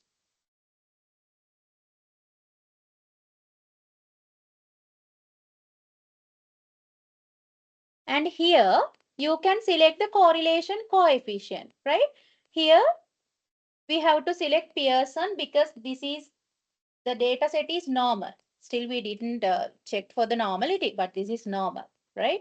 So, so better if you can perform the normality test before these validity and the reliability, right? So here you can click on Pearson correlation and then click OK. And here now you can see the correlation in between the variables, right? So the relationship between the paperless banking and green investment, that is 0.592, right? And the significant value is less than 0.05, right? And when it comes to the paperless banking and this GIM, that is 0.389, right? So what is the meaning of this? So let's take this PB and GI. So here, this is 0.59 here, which means there is a positive correlation in between this PB and GI, paperless banking and green investment. So there is a positive correlation, right? If this is a negative one, so that is a negative correlation, negative relationship, right? And here we have to check this Pearson correlation coefficient as well. Here this is 0.5 now. So there is a moderate level of correlation. not a strong correlation. If this is uh, near to 0.9, so there is a strong correlation, right? But here this is not a strong correlation, but this is acceptable, right? So if we are going for this PB and GIM, so the correlation coefficient is 0.389, which means what? Normally, this is actually a lower level of correlation, right? This is not actually near to 0.5, right? So this is a lower level of correlation, but still the paperless banking and this GIM is having a positive relationship, but that's acceptable level, right? So when you're accepting this kind of figure 0.3, you have to justify it using some references as well, right? You cannot just tell that this is acceptable. You have to provide a citation or a reference for this.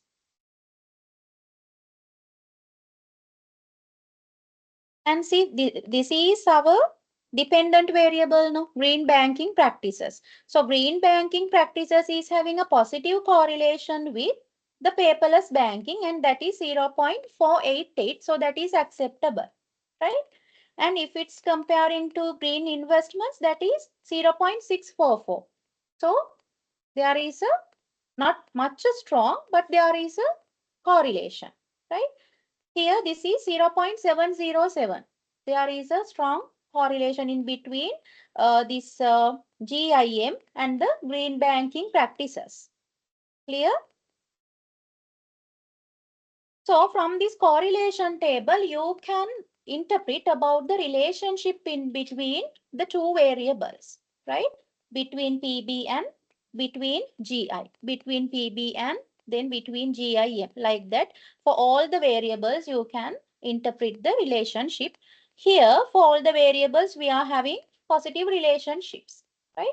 At the same time, you have to refer to this two-tailed or significance value as well. Here, the significance value should be less than 0.05. Then we don't have any issues here.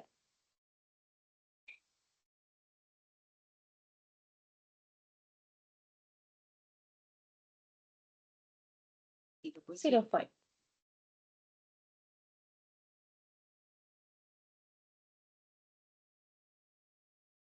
So now we are in that discriminant validity, right? So for this, you have to copy paste this to the Excel sheet, right? Shall we do it? This is a bit complex, but let's do.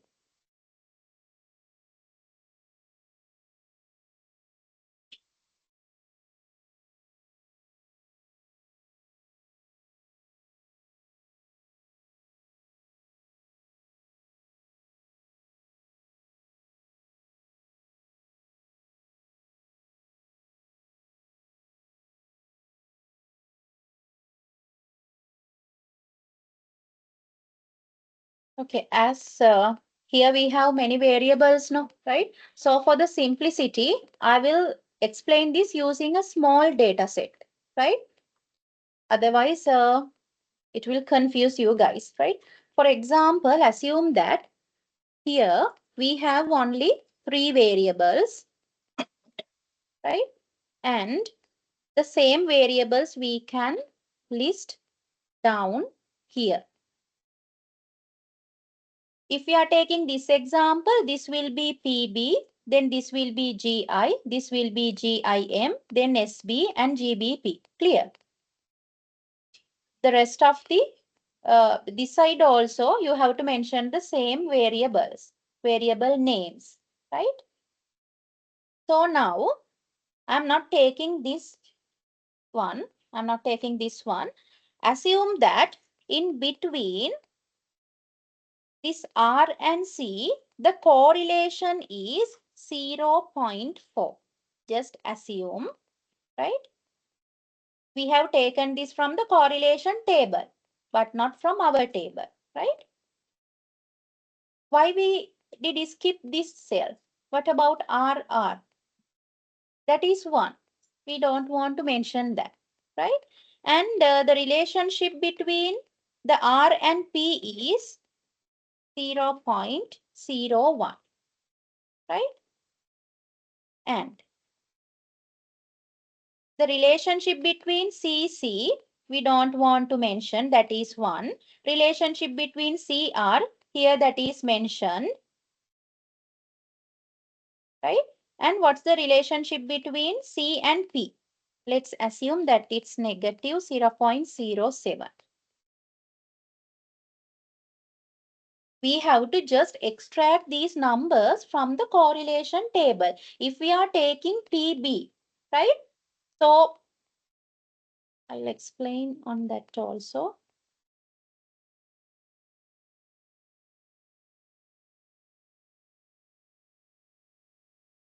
Let's take only 3 variables here.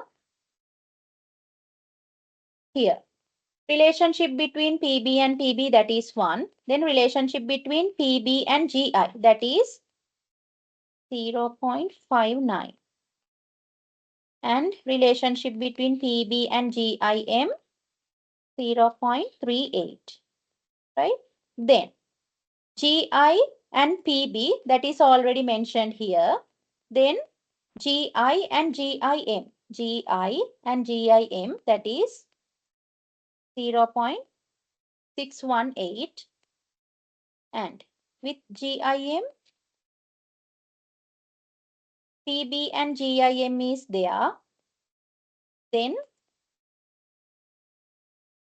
GIM with GI also there. And GIM with PB also there, right? Up to this, is it clear? For all the variables, we have to mention the correlation coefficients, right? Here I have taken only 3, right? Now, what you have to do is, here you have to take, now this is the first variable now. So now you have to refer to the AVE of first variable. AVE of first variable. If you have calculated it in here, so this is the AVE of first variable. So now you have to take the square root of this AVE, the square root. I know that this is a bit confusing, but I think this is understandable, right? From this AVE value, we have to take the square root, and then that square root we have to mention in here. This is the first variable now, right? So here, assume that according to this analysis, this is 0.81. This is the square root of AVE, right? Square root of AVE. And then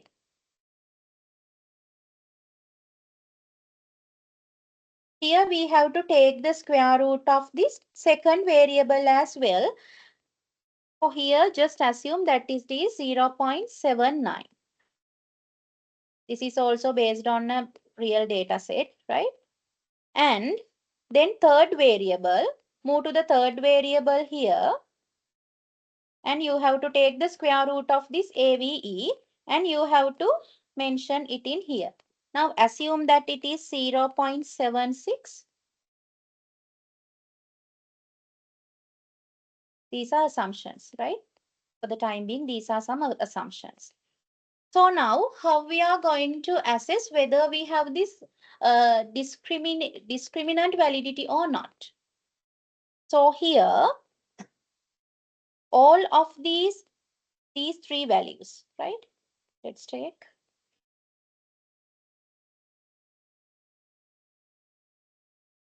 So when it comes to 0.4, that is less than this square root of the AVE. That is better. This is also less than. Is it clear? So these values should be less than the square root of the AVE values. If so, we can assume that discriminant validity is there. Right? If we are taking this one, this is 0.07. So this is less than 0.79, no? So the discriminant validity of this variable is there. Is it clear? So this is the end of this validity measures, right? So for the validity, first of all, you have to do the factor analysis. In the factor analysis, if I'm summarizing this, right, in the factor analysis, you have to consider the KMO value, right? It should be greater than 0.05, and then you have to take the Bartlett's test. It should be less than 0.05, right?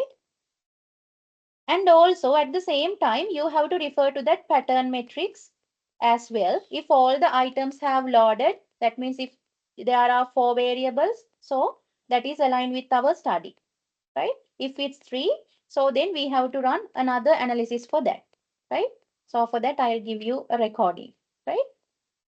Second is, here we have done the AVE. So how we have done the AVE? We have to take the factor loading for all the measures, and we have to take the square of that, and we have to take the summation of these squares, right? And then we have divided the summation with the number of items. So you have this AVE, right? So for the discriminant validity, you have to run the correlation analysis, right? So you know how to interpret correlation, and then at the same time you can use it for to determine the discriminant validity, right? So for that, you have to run the correlation and you have to copy paste it to a Excel sheet, and you have to take the correlation values for each variable, right?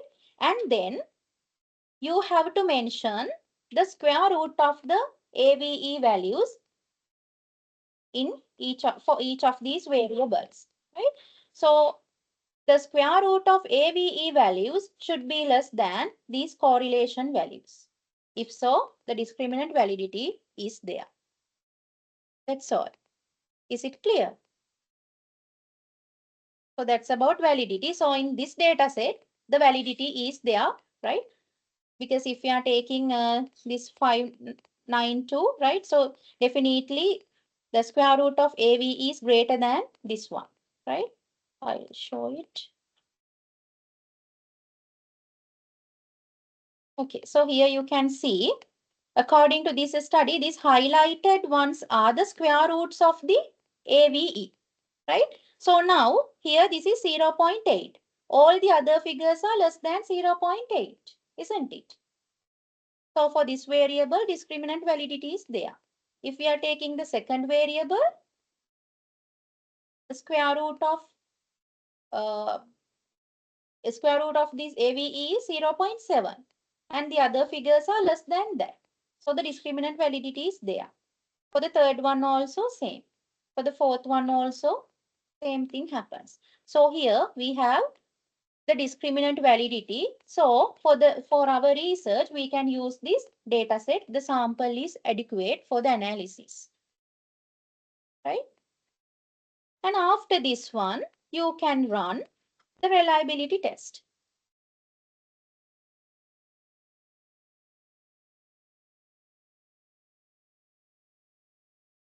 Reliability. So for the reliability,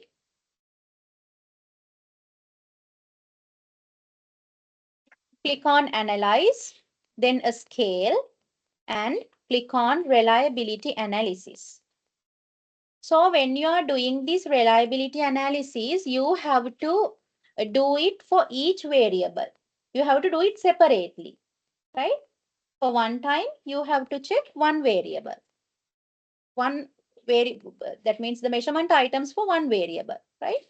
So for here, up to question number 5, this is for the first variable. So move the items and then click on a statistics and click item, scale, scale if deleted, and the correlations. And click continue and then click OK. So now for the first variable, the Cronbach alpha value is 0.7. So this is acceptable, right? And what's the other requirement? You have to check this inter-item correlation matrix as well. Here, at least for one variable, this value should be greater than 0.3. So here we don't have any issues for any of the variables. And you have to do the same thing for the second variable as well.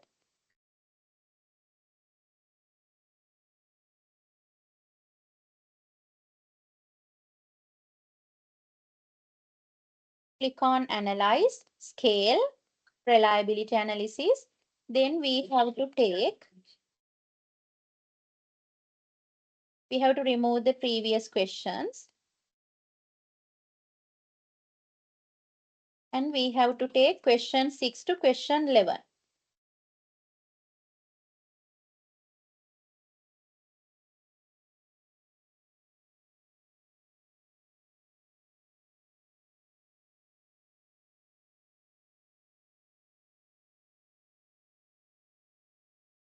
Question 6 to question 11. And here all the things have been selected. So click continue and then click OK. Here for the second variable, the Cronbach alpha value is 0.6, acceptable. And for the third variable, we have to take Q12 to Q15. Q12 to Q15, go to Analyze, Scale, Reliability Analysis. First remove the previous questions.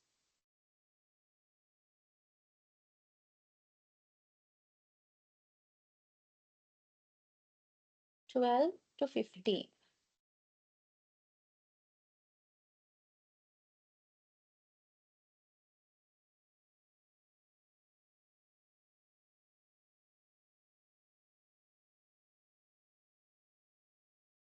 All the things have been selected and click OK. So this is for the third variable. This is 0.5. This is greater than 0.5. So this is acceptable. And for the fourth one, Q16 to Q20.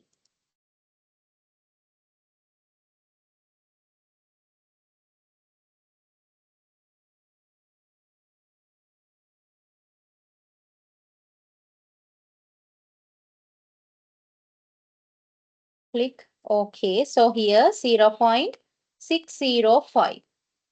At the same time, you have to check this inter-item correlation matrix as well. And for the last variable, Q21 to 25.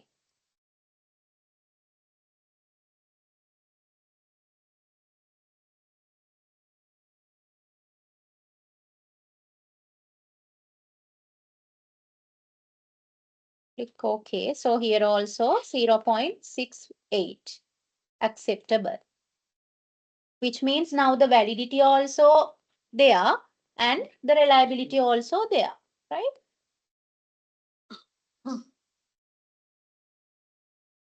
So this is how you have to interpret this one, right? So first of all, you have to mention using 2-3 sentences. We have to use the Cronbach alpha value to test this reliability analysis, right? And you can mention references as well. These are called the citations, right? Citations as well. So here in this table, you can summarize the Cronbach alpha value, right?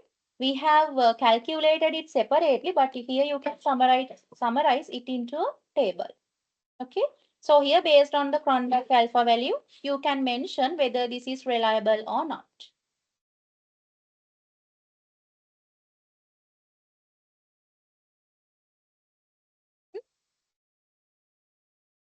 It. We did save the pilot test.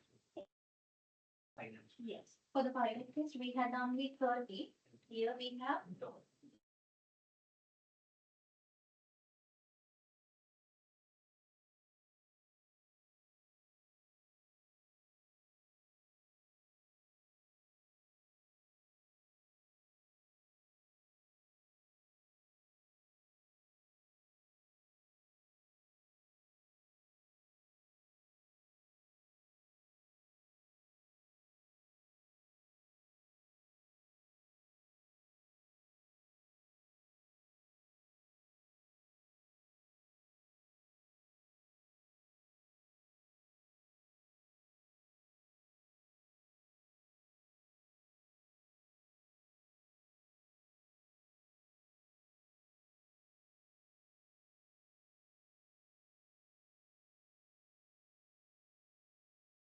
Now we can do the normality test as well, right?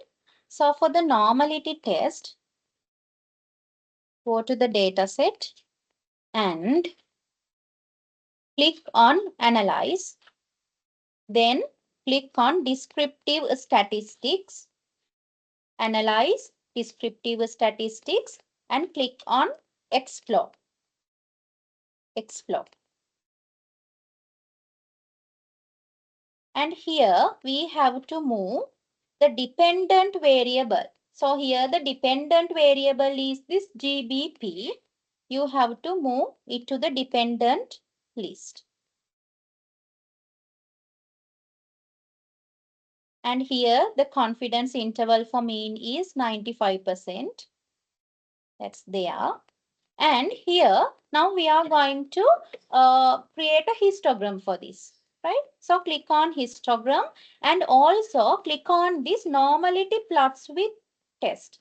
Normality plots with test. Here you have to go to analyze, right? And then descriptive statistics.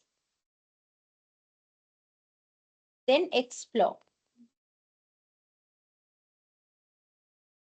Okay. So then you will have this dialog box.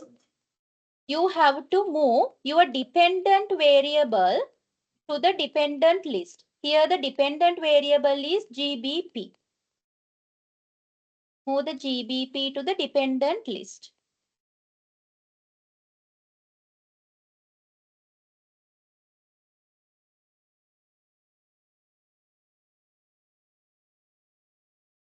Okay, right? And then click on the plots. Plots. In the plots, you have to click histogram and normality plots with test. Histogram, normality plots with test. You have to tick these two things. And then click continue. And then click OK.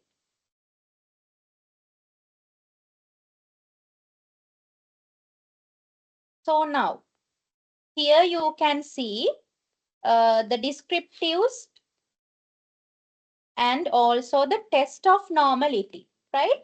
So for this normality test, okay, I explained this one earlier also. For the test of the normality, we have to check whether the p-value is greater than 0.05. So let's check. What is the p-value here? This is 0.01. P-value in the sense the significance value. But the threshold is this should be greater than 0.05. But in our study that is less than. That's okay. We have some other options now, right? So we will move to the second option. Now we can check the skewness and the kurtosis value, right? So check the skewness and kurtosis values. If it's skewness, it should be in between +2 and -2. Let's check. Here you can see the skewness. Here the value is 0.19 and 0.12, which means what? This is in between -2 and +2, which means here we can assume that the data is normal, right? If we are taking kurtosis value, that is in between in between -3 and +3. Is it clear? So that's the second option. Third one, we can consider the normal QQ plot. So let's see. So here we have the normal QQ plot. That's why in the dialog box we have ticked that normal QQ plot, right? So here all the variables are close to this diagonal, no? Isn't it? Which means what? Now the data is normal. So the normality is there. So you can proceed with the hypothesis testing. Clear?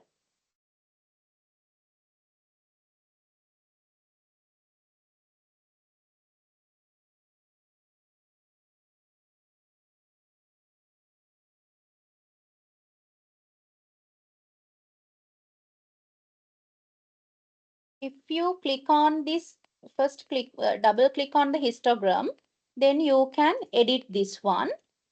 So click on this. So now can you see this? Can you see this one? So this is normally distributed, no? No any bias to the right side or the left side, which means what? The data are normal. So the histogram also you can use, right?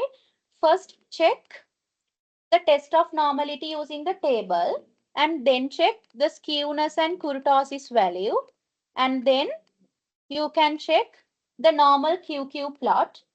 If not, you can use the histogram, right?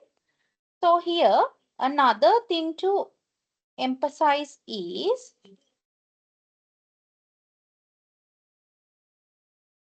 now I told you to refer to that test of normality table, no? So if you are referring to the table, here you can see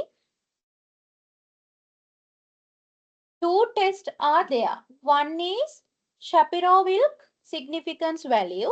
The other one is Kolmogorov-Smirnov significance value, right?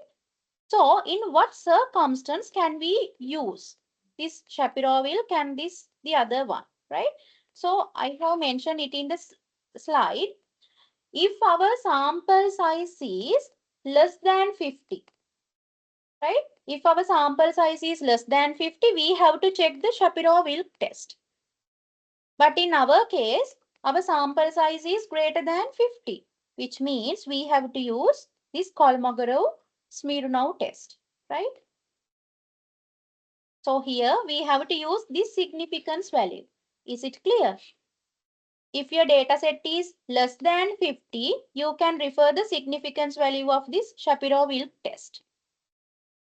If your sample size is greater than 50, you have to check the significance value of this Kolmogorov-Smirnov test. Clear? So that's all about the normality.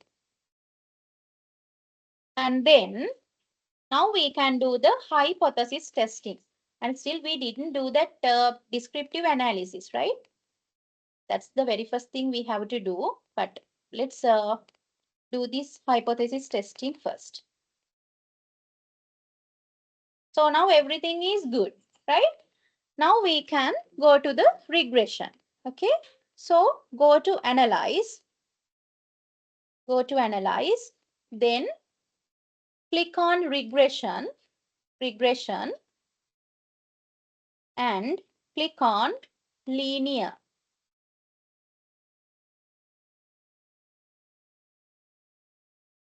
Go to analyze and then regression and linear. So we have to move the dependent variable to this side, the other side. So the dependent variable is GBP. And the other independent variables we have to move to the other box. PB, GI, GIM and SB.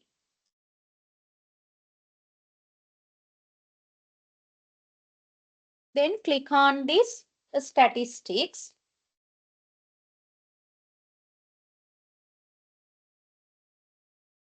So there you can click this model fit, R squared change, collinearity diagnostics. If you want, you can click everything, right? That's okay.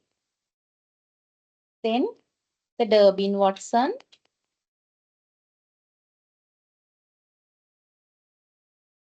If you click all of the things, more tables will be there in the output. That's why. Otherwise, no issues. And here you can click continue. We don't want the plots for the regression. And click on this save, right? In here, you have to click on these predicted values, unstandardized, standardized, adjusted, and the other. All the predicted values and also unstandardized or the residuals.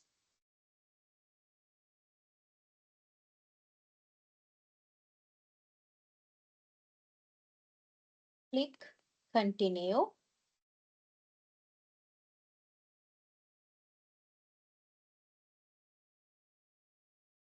And then click OK.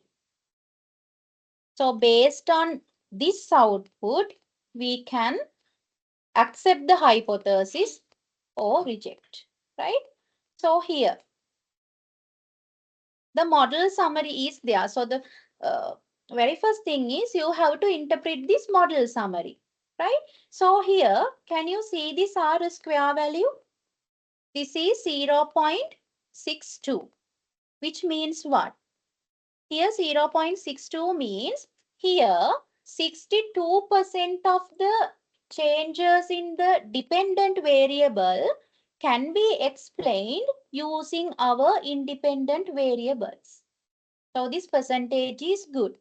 We have got 4 independent variables now. So using those 4 independent variables, we can predict the changes in the dependent variable up to 62%. Clear? So that's the meaning of this R square value. So I will show you.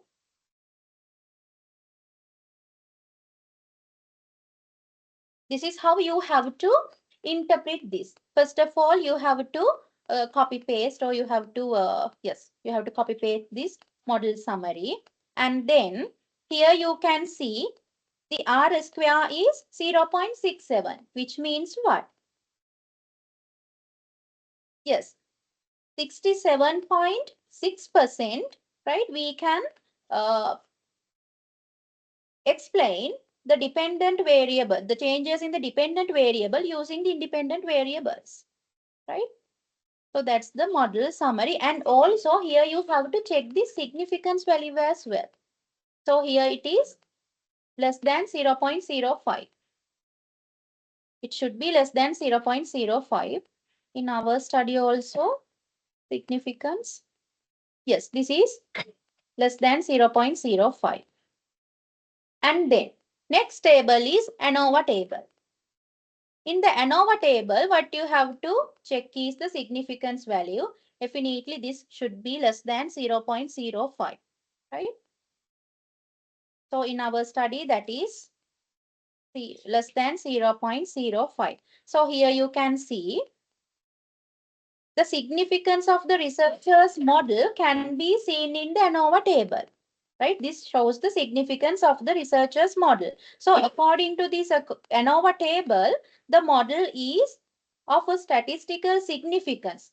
Why we are telling that it is statistically significant? Because here the significance value is less than 0.05, right? This is significant since the significance level is 0.000, which is less than 0.05, right? A meaningful relationship between both the independent and dependent variables can only be demonstrated with this value. Is it clear? This is how you have to interpret this.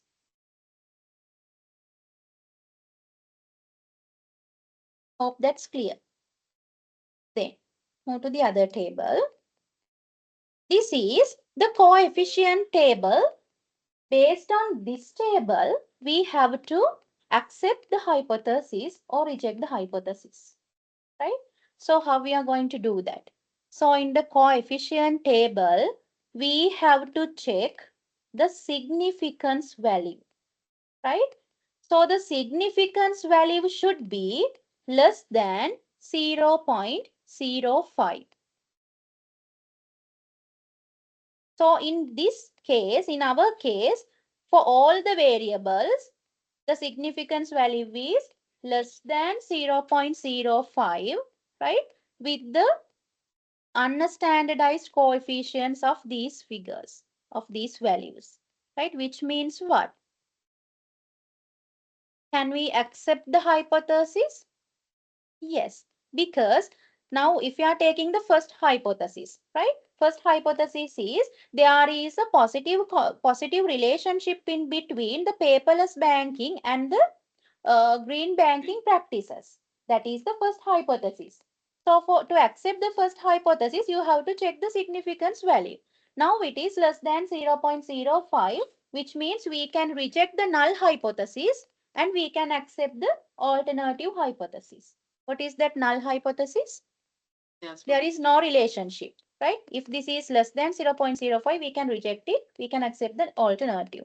The second hypothesis, there is a positive relationship between green investments and the green banking practices. So what about the second hypothesis now?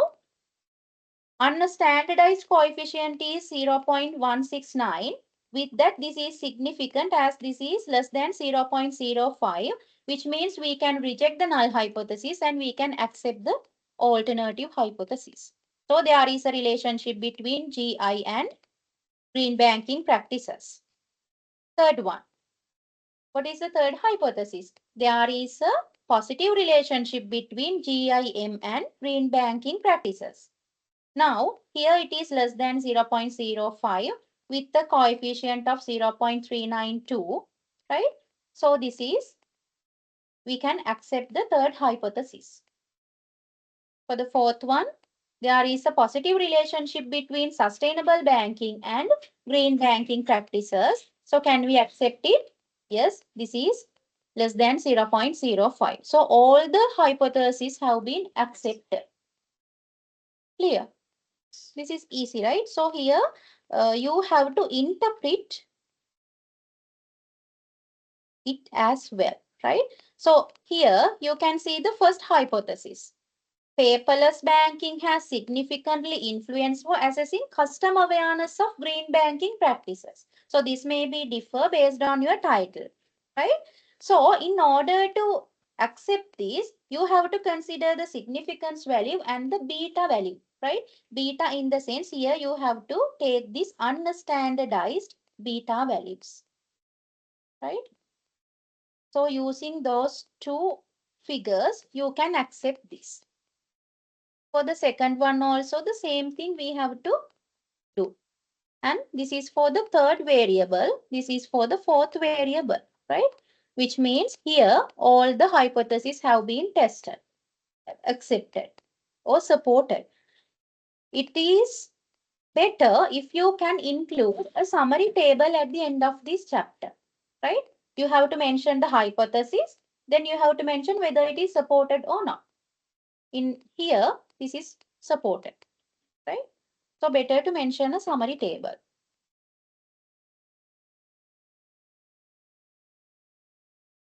And here, the other thing that we can do using this coefficient table is you can formulate the regression equation, right? Regression equation in the sense here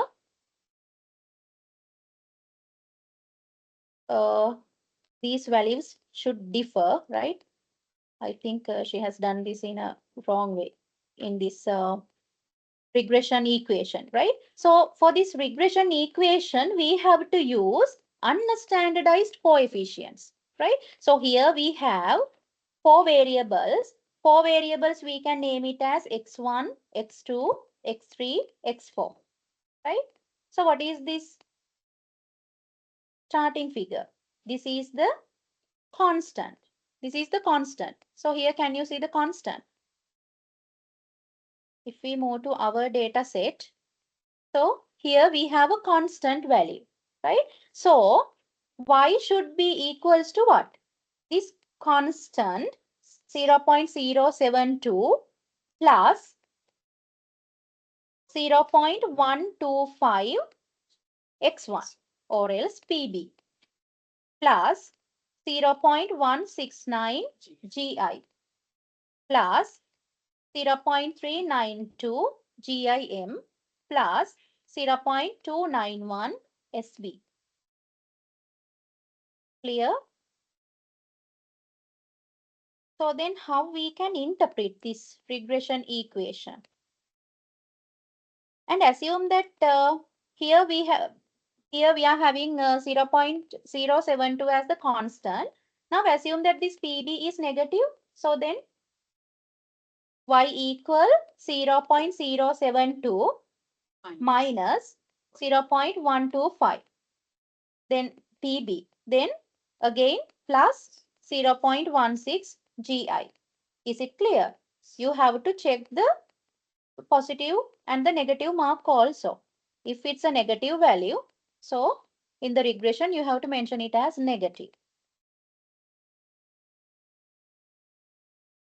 So here, this is how this should be interpreted. In this context, Y represents the custom awareness of green banking practices. So Y means what? This is your dependent variable. So your dependent variable is equals to the changes of these independent variable, right? So here the intercept theta 0 indicates that when all other variables are 0, Y is 0.166. Now, for the interpretation, I'll use this equation, right? So now assume that for the other variables, the figure, this beta, right? This beta value is 0. If it is 0, Y is equal to what? Only 0.166, right? And next one. Customer awareness or else the dependent variable increases by 0.194 units with each 1 unit increase in paperless banking. So what's the meaning? When 1 unit increases from this paperless banking, our dependent variable will increase by 0.194 units, right? When our second variable, when the green investment is increased by 1 unit, our dependent variable will increase by 0.081 units. If this is negative mark, Reducing. it is reducing. Is it clear? So this is about the hypothesis testing, right? So in your research, you have to do this. This is about that inferential analysis. So before that, we have to do that descriptive analysis. No? So that is very easy to do. So we will do the descriptive analysis as well. In the descriptive analysis, you have to just create some charts, figures, and tables. So the first one is gender. Let's do some analysis. So go to the frequencies.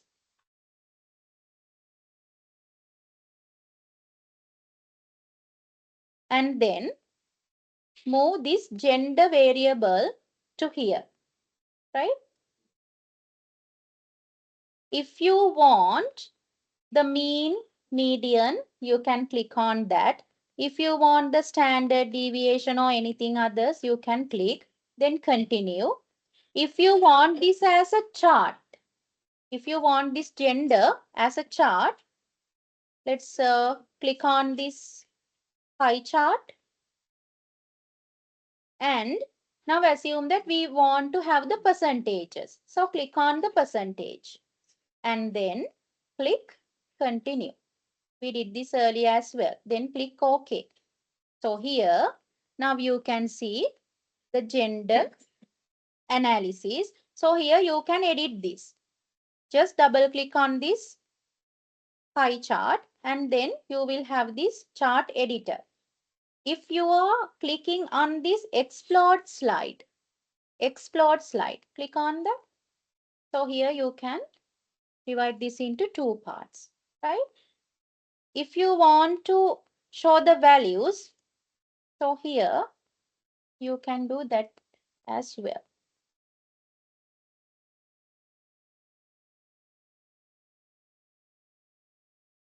So from these tabs, you can fill and border, right?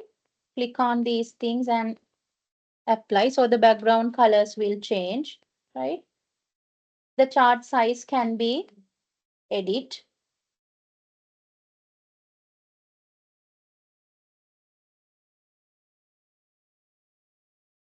So here, if you want the table also there, right? So in our study, we have 177 male and 203 female. Clear? So you can just interpret this in your report. So the descriptive analysis, we have to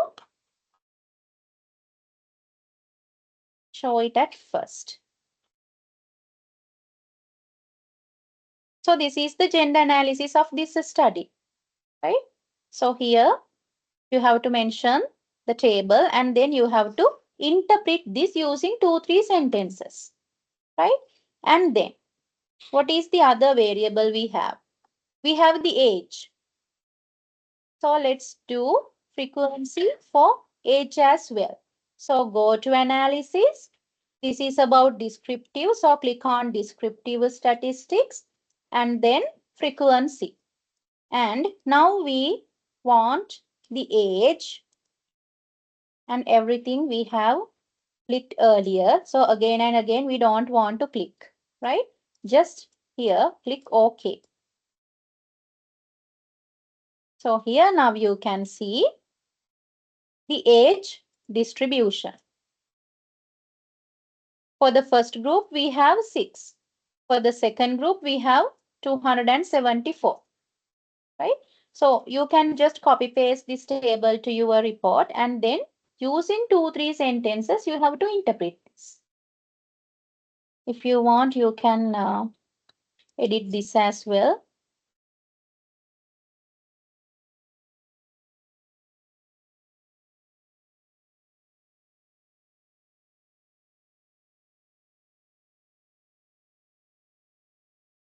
So let's see, in this report, she has included a table for the age analysis, right? You have to just copy paste and you have to explain it using 2-3 sentences. Then educational level. Third one, educational level. For that also,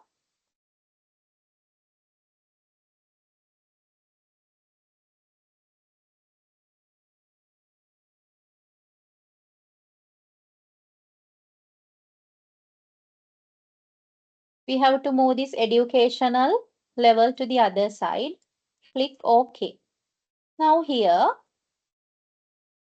you can see the educational level. Do I need to interpret these things? No, right? Then, what about the other? Occupation. We will do something to that also, frequencies. And let's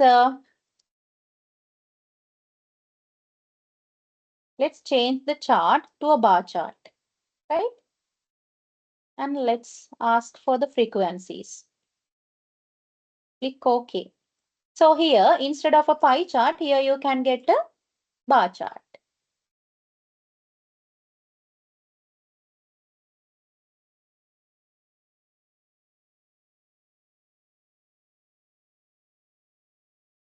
Here you can fill the colors as well, right? And if you click here,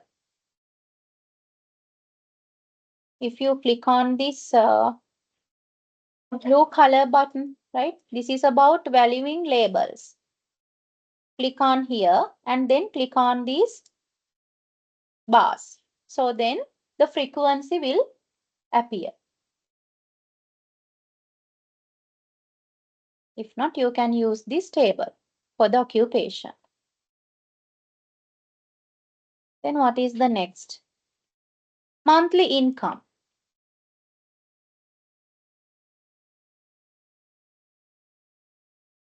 So you have to move the monthly income to the other side.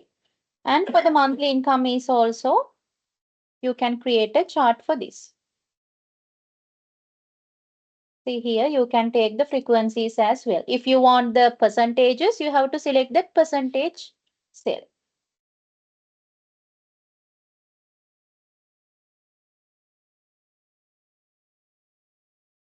Aware about the green banking practices. Let's see.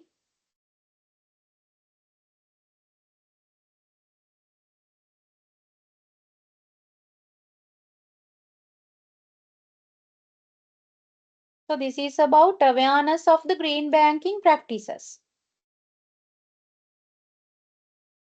Now this is about the monthly income.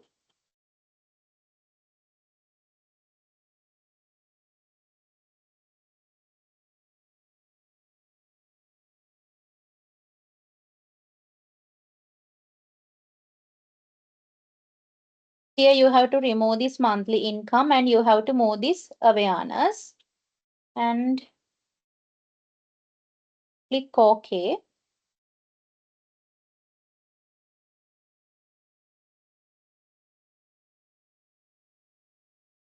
Click on this. So you will see the percentages.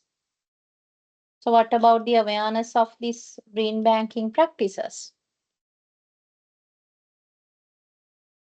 So for that you have to check the variables again.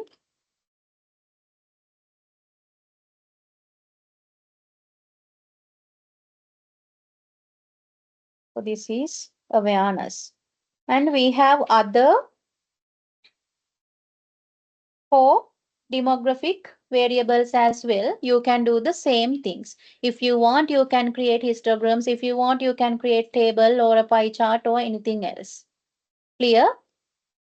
So when you are writing your research report, right, I will summarize it now, right? So this is about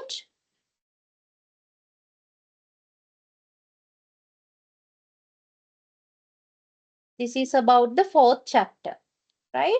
So here, first of all, better to mention something about your sample profile, right? From whom you have taken the data. And what is the first thing? You have to do the data clearance, or you have to clear the data, right? Or missing data explanation should be there, right? And then you have to include, if there is no any missing data, then you can do the descriptive analysis. So the descriptive analysis may be changed based on your demographic information, right? Right? And then after doing the descriptive analysis, you have to do what? Validity analysis. Under validity analysis, you have to do the factor analysis. This is the factor analysis. And then you have to do average variance extracted analysis. And then correlation. Using the correlation values, you have to do the discriminant validity, right? If it's valid, we can do the reliability test using this Cronbach alpha. For the validity, we have to use KMO value and the Bartlett test. For the reliability, that is Cronbach alpha. And then you have to do normality distribution. For the normality distribution, we have 3 methods. One is test of normality. In there, p-value should be greater than 0.05, but most of the cases, this is less than 0.05, right? So don't confuse with that. Then you can go with the skewness and the kurtosis, right? And you can check the normal QQ plots as well, okay? And when you're checking the test of normality, if your data sample is less than 50, so you have to use what? Shapiro-Wilk significance value. If the sample is greater than 50, you have to use the Kolmogorov-Smirnov value, right? So this is how you have to use the normality. You have to do the normality test. If it's normal, now you can do the final one. That's the regression analysis. In the regression analysis, you will have 2-3 tables. First, you have to explain the model summary, right? And you have to explain the ANOVA table, right? Then you have to explain the coefficient table. Using the coefficient table, you can accept or reject the hypothesis. That's all.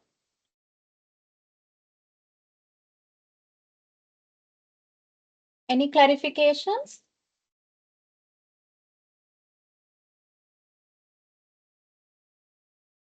You will have clarifications as you are using secondary data.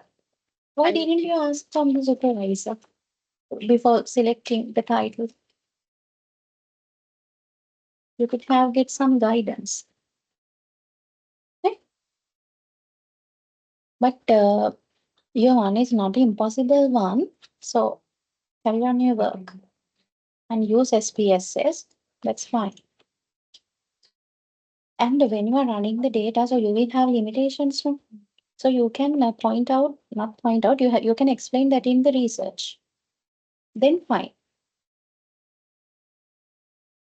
So normally when you are collecting data, you will collecting data, or when you are conducting this research, you may have limitations, right? So please explain the limitations in your report, right? For the data collection, you have very limited time period, right? So with that time period, you cannot go for a large sample, right? Is it clear? So you have to specify those things in your report. Anything else to know? Ma'am, we are following the mixed method. Yes. We are doing the survey and Yes. the questionnaires. So how about it to For the questionnaire, we can take the Excel and take it to the data sheet to SPSS. Yes. It comes to the interview, how we use the data, it's a transcript data most probably. How Yes. we use to, quantify to when we come. You cannot quantify. Yeah. Those are qualitative. So, are you conducting interviews in English or Sinhala? English. Then fine. You have to take the recording. You have to transcribe the data, right? Yes. You have to transcribe it. You have to, if it's in Sinhala, you have to transcribe and then you have to translate as well, right? But here you don't want to translate, but you have to transcribe. By listening to the recording, you have to just type the conversation.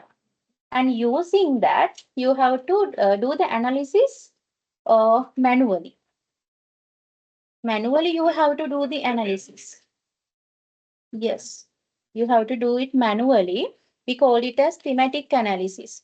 So you have to go through all the interview sheets and then take your first research question. So with relating to the first research question, what kind of themes you can derive using that questionnaire, using that interview sheet.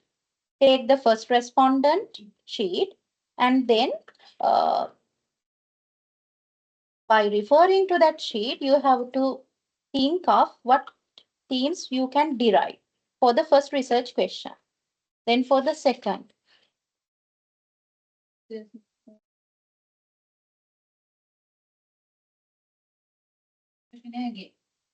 not the questionnaire. It's not about the questionnaire. You have that respondents, that conversation sheet, no?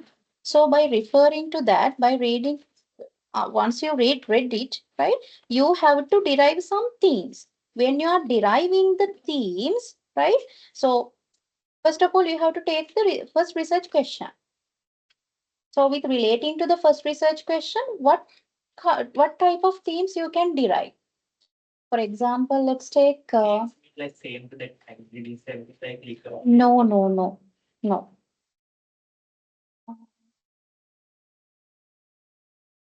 Don't have that. I thought that all of you are doing quantitative studies. Otherwise, I could show you a qualitative one as well.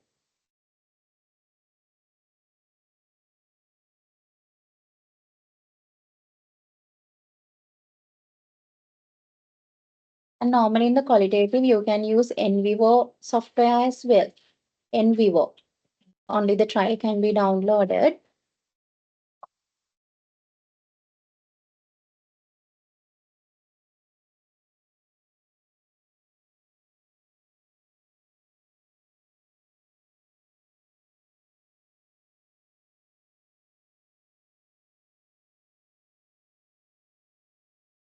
I'm not sure whether I have uploaded any qualitative studies for my profile, but let's check.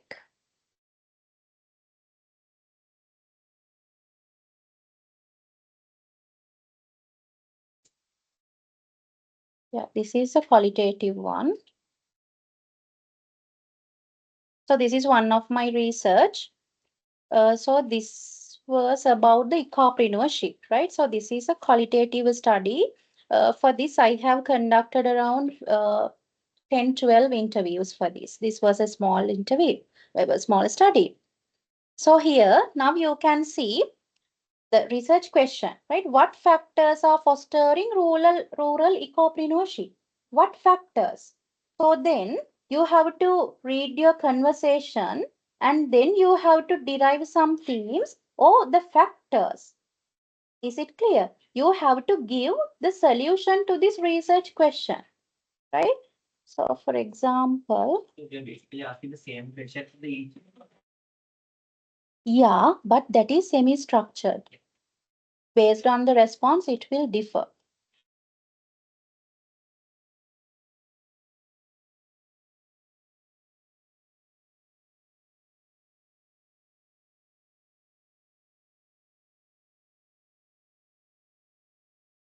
If you can please go through this.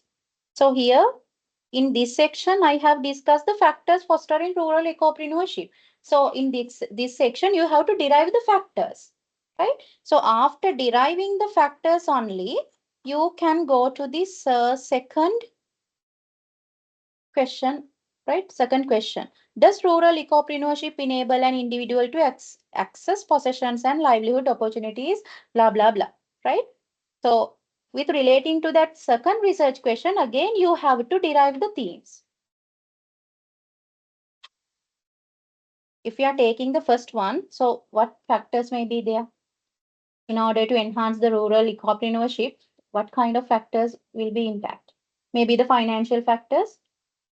So when you are reading your script, so the respondent sometimes tell that that person is do not have adequate financial assistance, which means in order to foster ecopreneurship, they need the finance, right? So that is one of the theme. Clear? Here we are going to give the answers to the research questions. In the quantitative also same, right? You are having research questions and you are having research objectives. So once you've done the research, you have to give answers to the research questions, right? So now if you are taking the previous example, let's take the first research question. What is the relationship between paperless banking and green banking practices? That is the first one.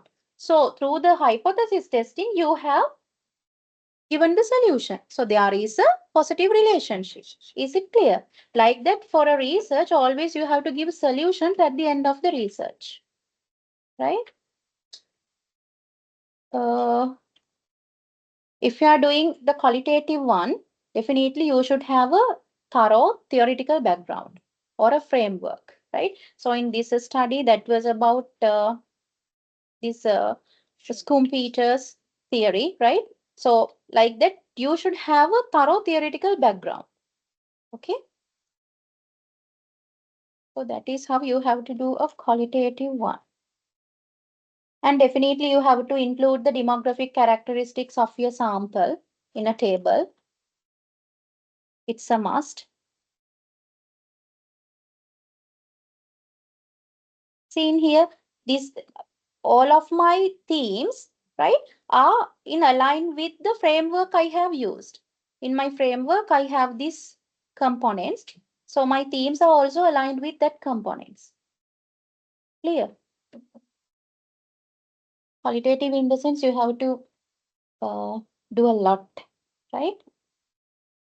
It will take more time to do the interviews and also to transcribe, to translate. It will take some time.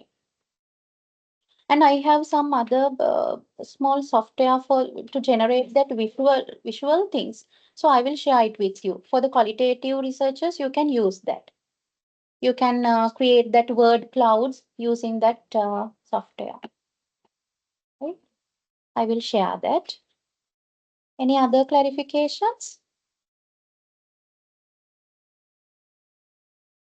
What about the online participants? Any concerns?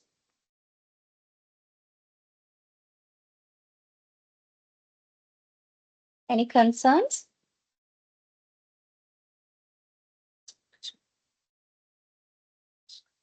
And are there anyone who is using mediating variables? Mediating variables? Anyone? No, right?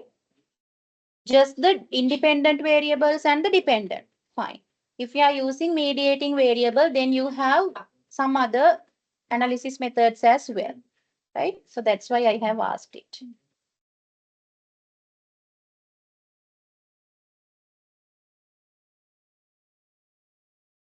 Sure, you can leave. Okay, if you don't have any other questions, we can wind up the session, right? So thank you very much for the cooperation. And anytime, right? So when you're doing the analysis, if you have any questions with relating to the research, you can contact me at any time, right?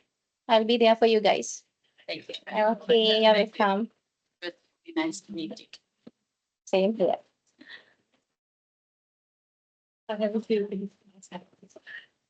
So earlier you said to relate the theory or the previous literature review some questions. Theory or previous literature lecturers.